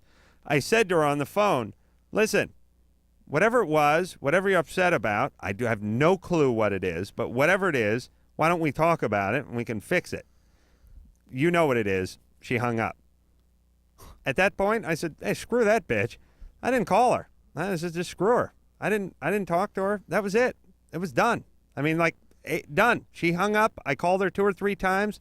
I asked her to try to work it out. I asked her to try to tell me what it was. She wouldn't do it. It was done. What was it? I got engaged, and I didn't tell. Oh. I got engaged. It was like about a year ago, and I told. She found out through my sister, but not through me. But I called. The reason I called her To tell her. was to tell her, and it was 2 days later. Yeah. And my feeling was, hey, screw you. I can't help it that my sister squealed. I called you to tell you this. That's why I'm calling you, and now you're hanging up on me. And I just remember thinking, this bitch is crazy. And that was it. I didn't think about it. I don't want to be like a serial killer, but listen, if somebody does something, there goes my keys, by the way. If somebody does something and you've given your best effort and they still want to be pissed off or freaked out or whatever, hey, that's their business. You cannot go through life worrying about people if you feel like you've taken care of it. On the other hand, you got to be fair. Timothy? Yeah. Well, not me. I got 2 TV shows and a national radio show. I don't have to be fair. But you guys, you have to be fair. Timothy, you're 17. What's up? If you want to hear my problem? Sure. Yeah. Why not? I'm mixed, but go ahead. Well, okay, my girlfriend, right? She comes over to my house probably every day, right? Okay, my stepdad is home, and she hits on it. She'll hug him. She'll flirt around like 17, 18-year-olds do. Like, what would you say? Well, she won't really say anything, but her physical emotions, I could tell. Yeah. Or not emotions, but her physical. Yeah, it's stuff. not what she says. It's the way she does what she's not saying. How old is your stepdad? He's 40. Yeah, he's 40. All right. Well, why don't you talk to your girlfriend? Why is your stepdad home so much, by the way? Well, when he gets off work. That's when she comes over because she gets out of school at 3 o'clock, something like that. All right, Drew, let's play Guess the Dog Breed. Now, hold on. Is it a mutt, that dog of yours? Mine? Yeah, is it? Don't tell me what kind of dog it is. Is it a breed of dog? Is it a mix? It's a Rottweiler. What the?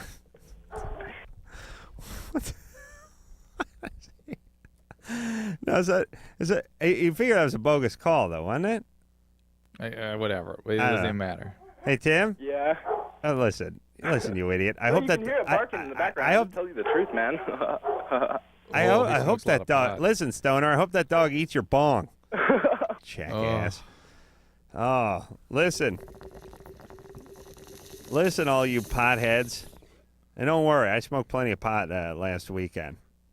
I don't mind pot, but listen, you potheads who think it's the funniest thing in the world, you ain't gonna be laughing so hard in a couple of years. You'll be living at home. You'll be 22 years old. You'll be working on some piece of ass Vega out in the parking lot, going down to pick apart, get yourself a new water pump for it because it blew again. Have fun. Enjoy, stoners. Enjoy it now. Toke up, toke out every day of your life and enjoy yourself because the rest of life ain't going to be that good a time. It really won't. You're not going to have as good a time as you're having now. Nadia? Yeah. You're 16. Mm-hmm. The guy yell. You know what's ironic? We spend every week we sit here trying to get information out of people that won't volunteer. The one time we say to a guy, "Hey, do not tell us what kind of dog this is." We're gonna try to get. Like started screaming. Nadia. Yeah. All right. So what's the matter there, Pumpkin? Okay. I know I have depression. And I've had bulimia like off and on for about 2 years now, and. My parents don't realize it. They're not home a lot, Mm-hmm. But when I Where are they? They're working. They're like, when I get home, they're off to work right when I get home, and so they don't notice, Yeah. And my point is, how do I tell them and tell them you're depressed? Yeah, and I've told my mom, I want to see a therapist. All right, so you've already made the first step. Yeah, but she keeps saying they'll only make you stupid or crazier. And what does your mom do for a living? She cleans. It's interesting that she'd be afraid to send you to help. But parents oftentimes, when they're afraid to send their children to help, are fearful of what they're going to have to feel themselves, and they're also fearful of sort of letting down their idealization of you. Mhm. They're always trying to say that I'm an all A student and stuff. I'm not. And that's what they tell people. And there you go. I just everything they do really idealize. You've got to tell. You should say something somewhat dramatic to her. Say, "I'm afraid I'm going to hurt myself," or something that's going to get her attention, and go. I have hurt myself. So where they can see it. And no, they won't see it. Listen, you told her in clear, no uncertain terms what your needs are. They didn't hear that. Yeah. They're not going to see a scar. They're going to immediately in their head. It was on the Jungle Gym. Right. It was from a number 2 pencil during one of her great math quizzes. Right. All right. Go. Yeah. Your parents over idealize you too, didn't they, Drew? Mm-hmm. Did they? I don't know. Yeah. Yeah. Did they? You think so? Yeah. What would they do? It was more than never good enough stuff. Yeah, never good enough with you, but what about with other people? You think they did that? Yeah. Really? But over-idealize them, other people, or me to other people? You to other people. I don't know. You never around? No. Never heard any compliments? No.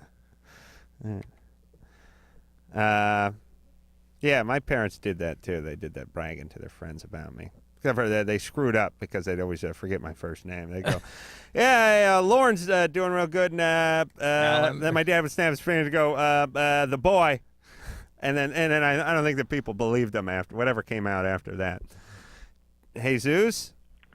Yeah. You're 18? Yeah. What is up? Yeah, I'm religious, right? Mm-hmm. But I still touch myself.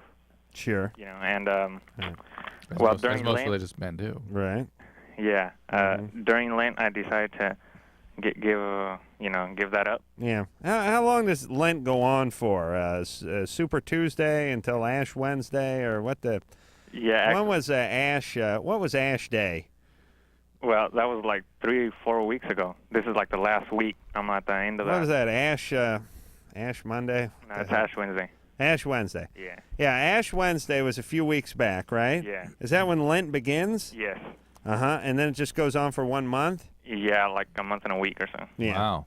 I gave up lime jello. this year. Yeah. Maybe one of these years you ought to give up at least one of your porno tapes. Geez, that was smart. I don't know if that's the way God would want it. I really don't. Yeah, so did you walk around like those idiots with the ash on your forehead?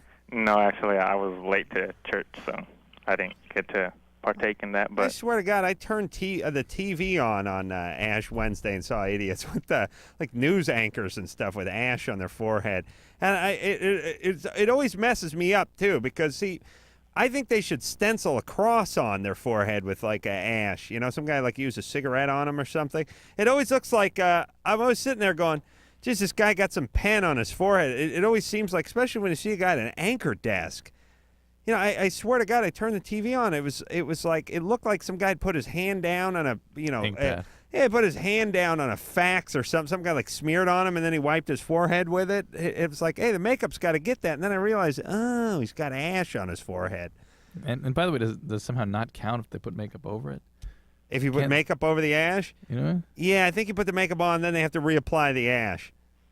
Hello? Yeah, sorry, Jesus. By the way, anyone working for me with the ash on the forehead who's on camera is fired. That's my policy, you idiots. Jesus, what's your question? Yeah, well, and, you know, before I used to get like erections really easy. I mean, the wind would blow and you get erection. And now I noticed that it doesn't get up easily. Easy. Yeah. You're not masturbating. You won't be able to masturbate for another week and a half? No, this is last week by. There's sort of a I know, but it isn't a Lent for the whole month or something. Yeah, it's been a month. I mean, I'm down to my last. But there's sort of. Hold on. You got how much longer to go? It's Easter Sunday. I mean, it's over right there. I know, but that's a few. You still got another week, right? I thought it was this weekend. When is Easter? It's in 3 weeks. No, when is Easter? It's like a week or something, right? Whatever it is, it's a lifetime. I don't care if it's 3 days or 3 weeks. That's a lifetime without masturbation. Anderson, do you look at the calendar? Do you find 23rd. anything? What's that? 23rd of April. Hey, you're screwed, brother. When is it? 23rd. Oh, crap. Yeah, that's right. Say adios to your penis for about another 2 weeks. Days, yeah, you're screwed. Damn it. Yeah. I hope explode. That'd be nice. There's sort of a you shut down. There's a all. parabolic curve that if you're not masturbating, your testosterone levels drop, your arousal levels drop. If you do, there'll be a certain amount of rate of increase of that. There's a plateau, and then there's a falling off on the other side where you start again sort of depleting yourself and levels drop off. Yeah. Yeah, listen, I don't have a religion, but if I did, here's how I'd lay it out. Instead of not doing something, I'd have you do something. You know, like volunteer or something for that month. Or, exercise more or spend X amount of time with your kids every day or something. You know, you got to do something. That whole give something up is kind of weird. I drink to that. Yeah. All right. You walk around, you idiots, with the ash on your forehead. What the hell? What's wrong with me? Wouldn't you fire somebody if they're working at your station and came in and sat down to do at the anchor desk to do the news that day and they had ash smeared on their forehead? You know what I'm saying? I wonder where the makeup people were. Okay. Listen, tards. Please. Who are you kidding? How many ex-wives you figure that guy has with the ash on his forehead? How many highballs you figure he puts down that night after the show? You figure he's got a kid or two somewhere he doesn't talk to too much? Yeah, don't worry. He's got the ash on the forehead. That'll make it all up. Sure. Get that ash on there. That ash will stop a bullet, by the way. That's good stuff. All right. We'll take ourselves a little break, and we'll be back after this. LoveLine with Adam Carolla and Dr. Drew. 1-800-LOVE-191. We'll be right back.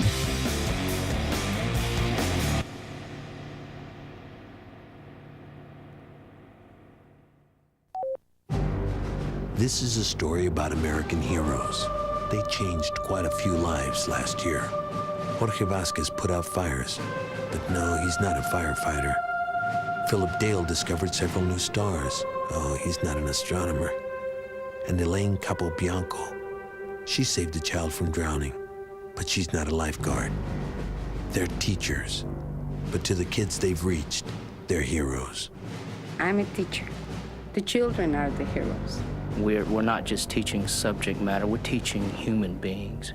I am tough as nails, but they know that I love them. I mean, we've got a legacy that follows behind us forever. Teachers have the power to make an impact on our future. California will need about 250,000 more of them in the next 10 years. Reach for that power. Teach. Call 1-888-CAL-TEACH now. A public service message brought to you by CalTeach, the Ad Council, and this station. Okay, so I'm a teenager, right? And everyone's so quick to judge me. On the outside, I may look like... But on the inside, I'm all...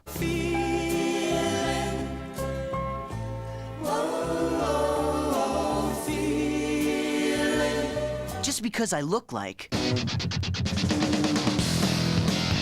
doesn't mean I act that way. In fact, I'm actually involved in crime prevention. That sounds more like this. It's really a great way to convince adults that while you may be looking, you're really thinking. Call 1-800-722-TEENS to find out how to make your community a safer place for everyone. Get involved, get the number, and call 1-800-722-TEENS. A public service message from the Crime Prevention Coalition of America, the U.S. Department of Justice, and the Ad Council. Evening, folks. I'm Vince. And I'm Larry. We're the crash test dummies. We'd like to entertain you with a little song. Only one thing. We can't sing, but we're here with someone who can, with a song for the little ones. Ray? Mr. Charles? On the big highway of life, there's only one safe place for kids. Backseat, baby. The front seat's not the place to drop out. Put that booties in the backseat. Backseat, baby. Airbags and kids should never meet. I'm here to remind you to put them behind you. Raymundo, do you mind if we try? Oh, look at here. Backseat, baby, better buckled in the back. Backseat, baby. Baby faces stay intact. Larry, yo, Larry, maybe you should keep your day job. Ow, that hurts. Not as much as our day job. Backseat, baby. To stay alive even when I drive. You could learn a lot from a dummy. Buckle your kids in the back seat. A message from the Department of Transportation and the Ad Council. Dear Jim, I just wanted to tell you the things I love so much about you. Like your pasty white belly and how it fits in those tight shirts that my friends think you shouldn't be wearing. I love how you do that thing where you mash 4 slices of bread into a massive ball of dough and stuff it in your mouth. That's so adorable. And what about when you tell those same jokes from reruns that you've seen over and over again? They make me laugh every single time. Other guys play sports or go running or do something outside, but not you. You're different. Guys, rest assured you will never in your life meet a girl like this. P.S. I can't wait until we cuddle in front of pro wrestling all day this Saturday. I hear it's a steel cage Texas death match. Get some exercise. Get up. Get out. A public service message brought to you by the Ad Council and the President's Council on Physical Fitness and Sports.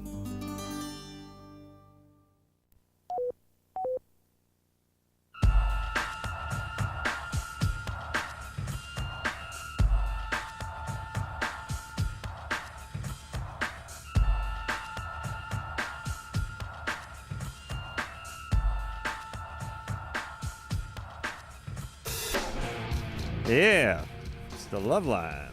I'm Adam Carolla. He is Dr. Drew. We're just discussing our troubled past. And let's hop back on the phones here. Drew, Heather? Yeah? You're 18? Mm-hmm. What's up? I have really bad anxiety attacks and panic attacks. All right. Yeah.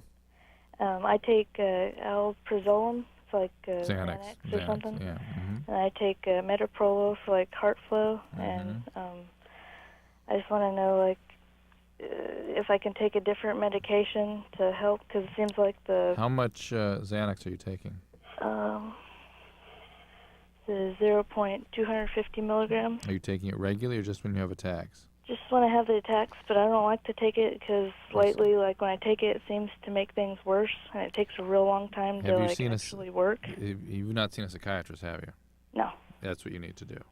They would have like they'd help me out somehow. Yeah, there's multiple other options here. First of all, you need a diagnosis. Yeah. Are you depressed? Do you have a panic Well, disorder? I used to be depressed. I used to take like antidepressant. Who prescribed that? My psychiatrist, because I did see one, but it was like 2 years ago. Well, it's time to get back to that person. There are drugs like Paxil can be very good for anxiety. Sometimes they use MAO inhibitors. You're already on what's called a beta blocker. You're on the benzodiazepines, which can be a little treacherous. But usually they usually use a tiny dose of Xanax throughout the day, or the longer-acting benzodiazepines like Klonopin through the day. And, you know, it's funny. I was I may have been drunk and high, but I was in Lake Havasu this weekend. The TV was on somewhere. It was a NASCAR race, and there was a car sponsored by Viagra. Really? It was the Viagra car. Wow. I mean, it was just, blue and white and a big Viagra across the hood. Huh. But the thing that was really funny is it said Viagra in big letters, and then in small letters underneath it, it said like penethorm xerate. Sildenafil, yeah. Whatever the hell the Latin name scientific. It's another made-up name. It's another made-up Yeah. name. Yes, okay, because it's not like this S existed prior to 10 years ago or whatever. The point is Prozac, not Prozac, Viagra. It's the Viagra mobile. We don't need the Latin pronunciation written in small letters underneath it. Maybe that's the trademark or something. It requires both. Why would you paint that part onto the car? What is the name of? What is the medical name of it? Sildenafil? Yes. It was like a 17-letter word written under Viagra, which was in big letters across the hood. It was like 2-foot letters Viagra across the hood, and then in 3-inch letters underneath it was paracetamol. It was like, I'm thinking, why? I mean, what? Is there anyone who knows it by that name but not sure what Viagra is, or how does that work? Is it some legality, or why? Well, you're painting a car. Yeah. You can't leave that part off? Isn't that weird? What I mean is like on the car that's sponsored by Tide doesn't have the ingredients, the chemical breakdown of the Tide Mobile, like written on the fender, and then washing instructions. Soak in cold water for colors. They just write the goddamn Tide across the hoods. You know what you're talking about. I got to check into that Viagra Mobile. Isn't that awesome though? Yeah. Viagra car. Was it longer than the others? It no, it hadn't. Police. Where the hell were we talking about? Travis? Yeah. You're 14. Yeah. I can't get erections, and I was wondering if that is because I was molested by my dad when I was 8. It helps. That'll do it. Yeah. Okay. And I was also calling in regards to the caller Van, who was, I think, raped by the mailman. Yeah. He also called back later with a few other things. He was raped by a UPS guy later. Yeah, I was just saying that he was like a real inspiration to get out of that about this story for me. Yeah, except for I think he was making it up. Well, as this guy is. Oh, I see. Yeah. Oh, I see. Yeah, I got you now, Travis. Yeah. All right.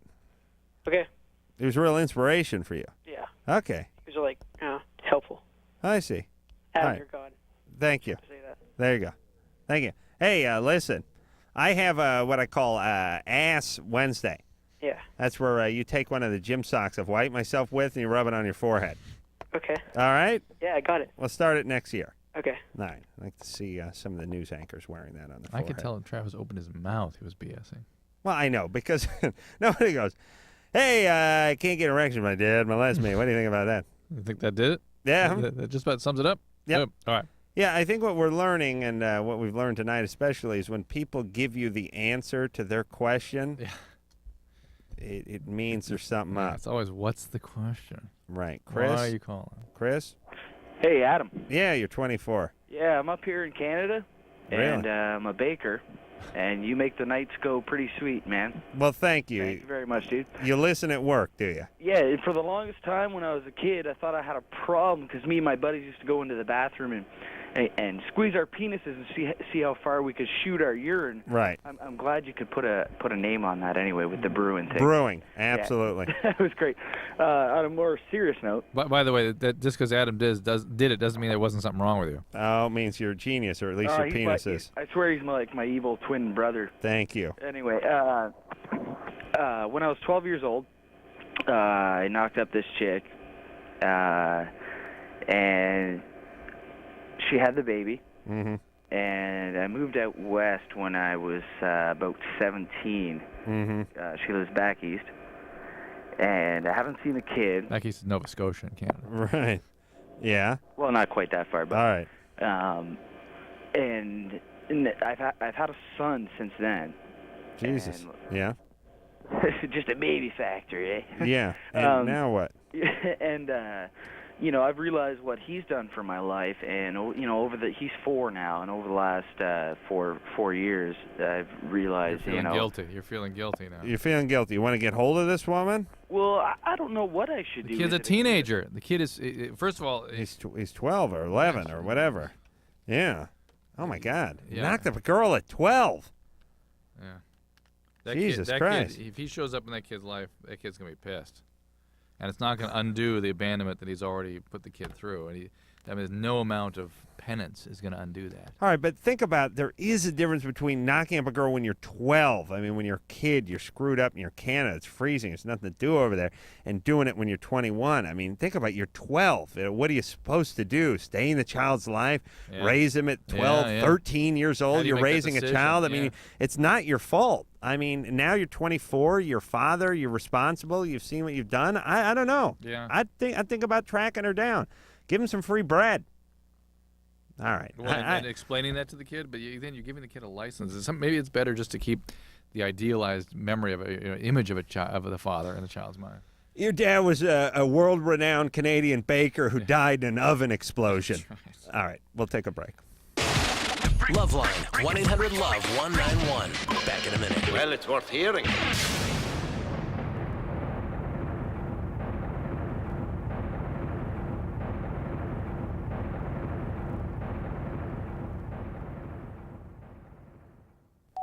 These are the sounds of today's kids.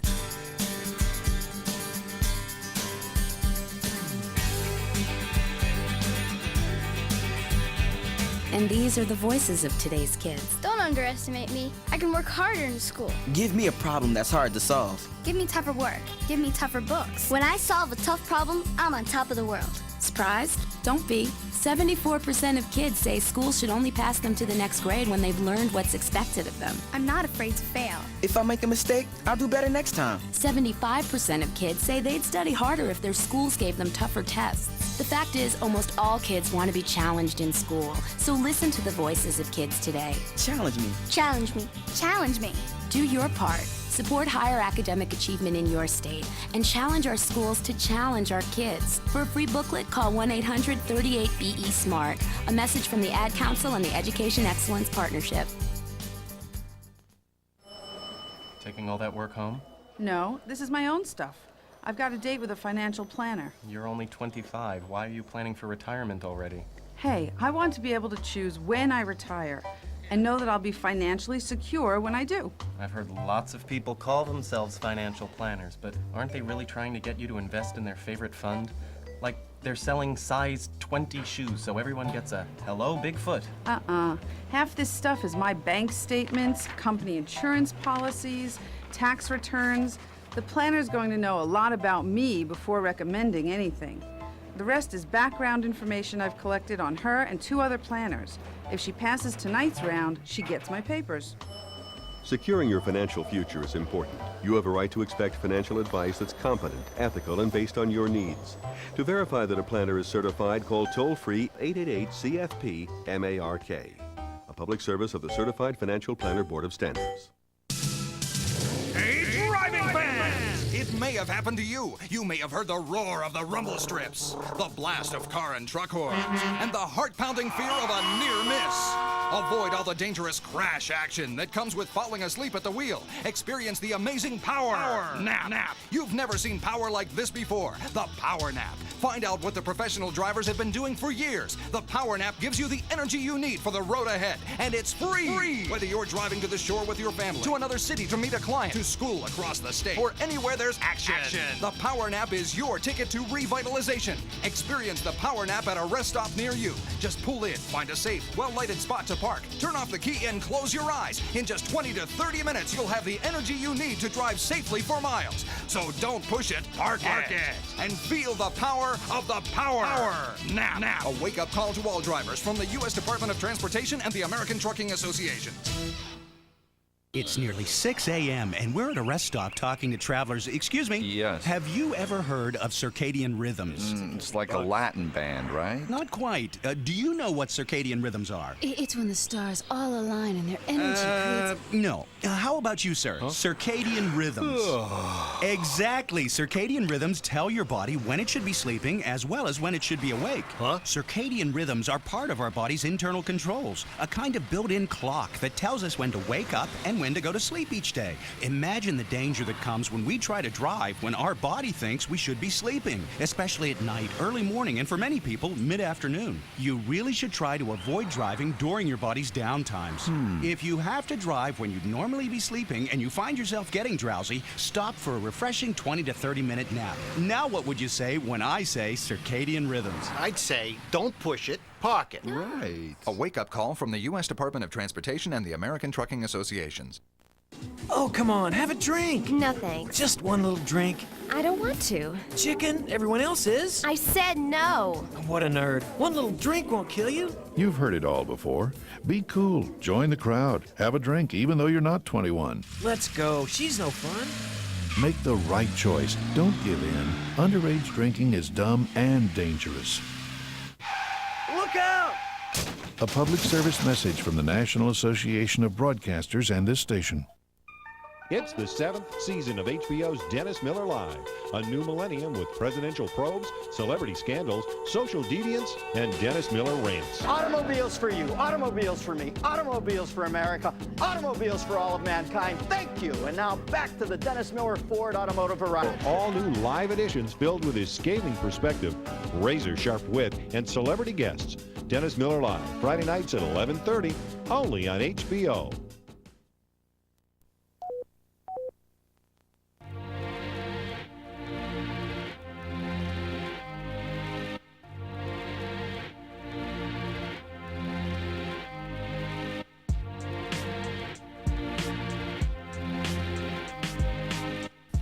Yep. All right. There you go. Another fabulous show. Fabulous. In the dirt. All right. We'll take ourselves a 22-hour break, and when we come back, we'll come back with more fabulous show and a renewed attitude, a renewed commitment to the program. That'll be at least for the first break, and then it'll wear off into our usual jaded selves. Well, now. So, until next time, this is Adam Carolla for Dr. Drew saying mahalo. My boyfriend had such a huge schlong that he scrambled my innards. Oh, come on. Oh, no. Well, now. This has been LoveLine. The stuff expressed on LoveLine is not necessarily the stuff of the staff, management, sponsors, or anyone else, including Westwood One Entertainment. LoveLine is produced by Ann Wilkins Ingold. Now, please enjoy these birds.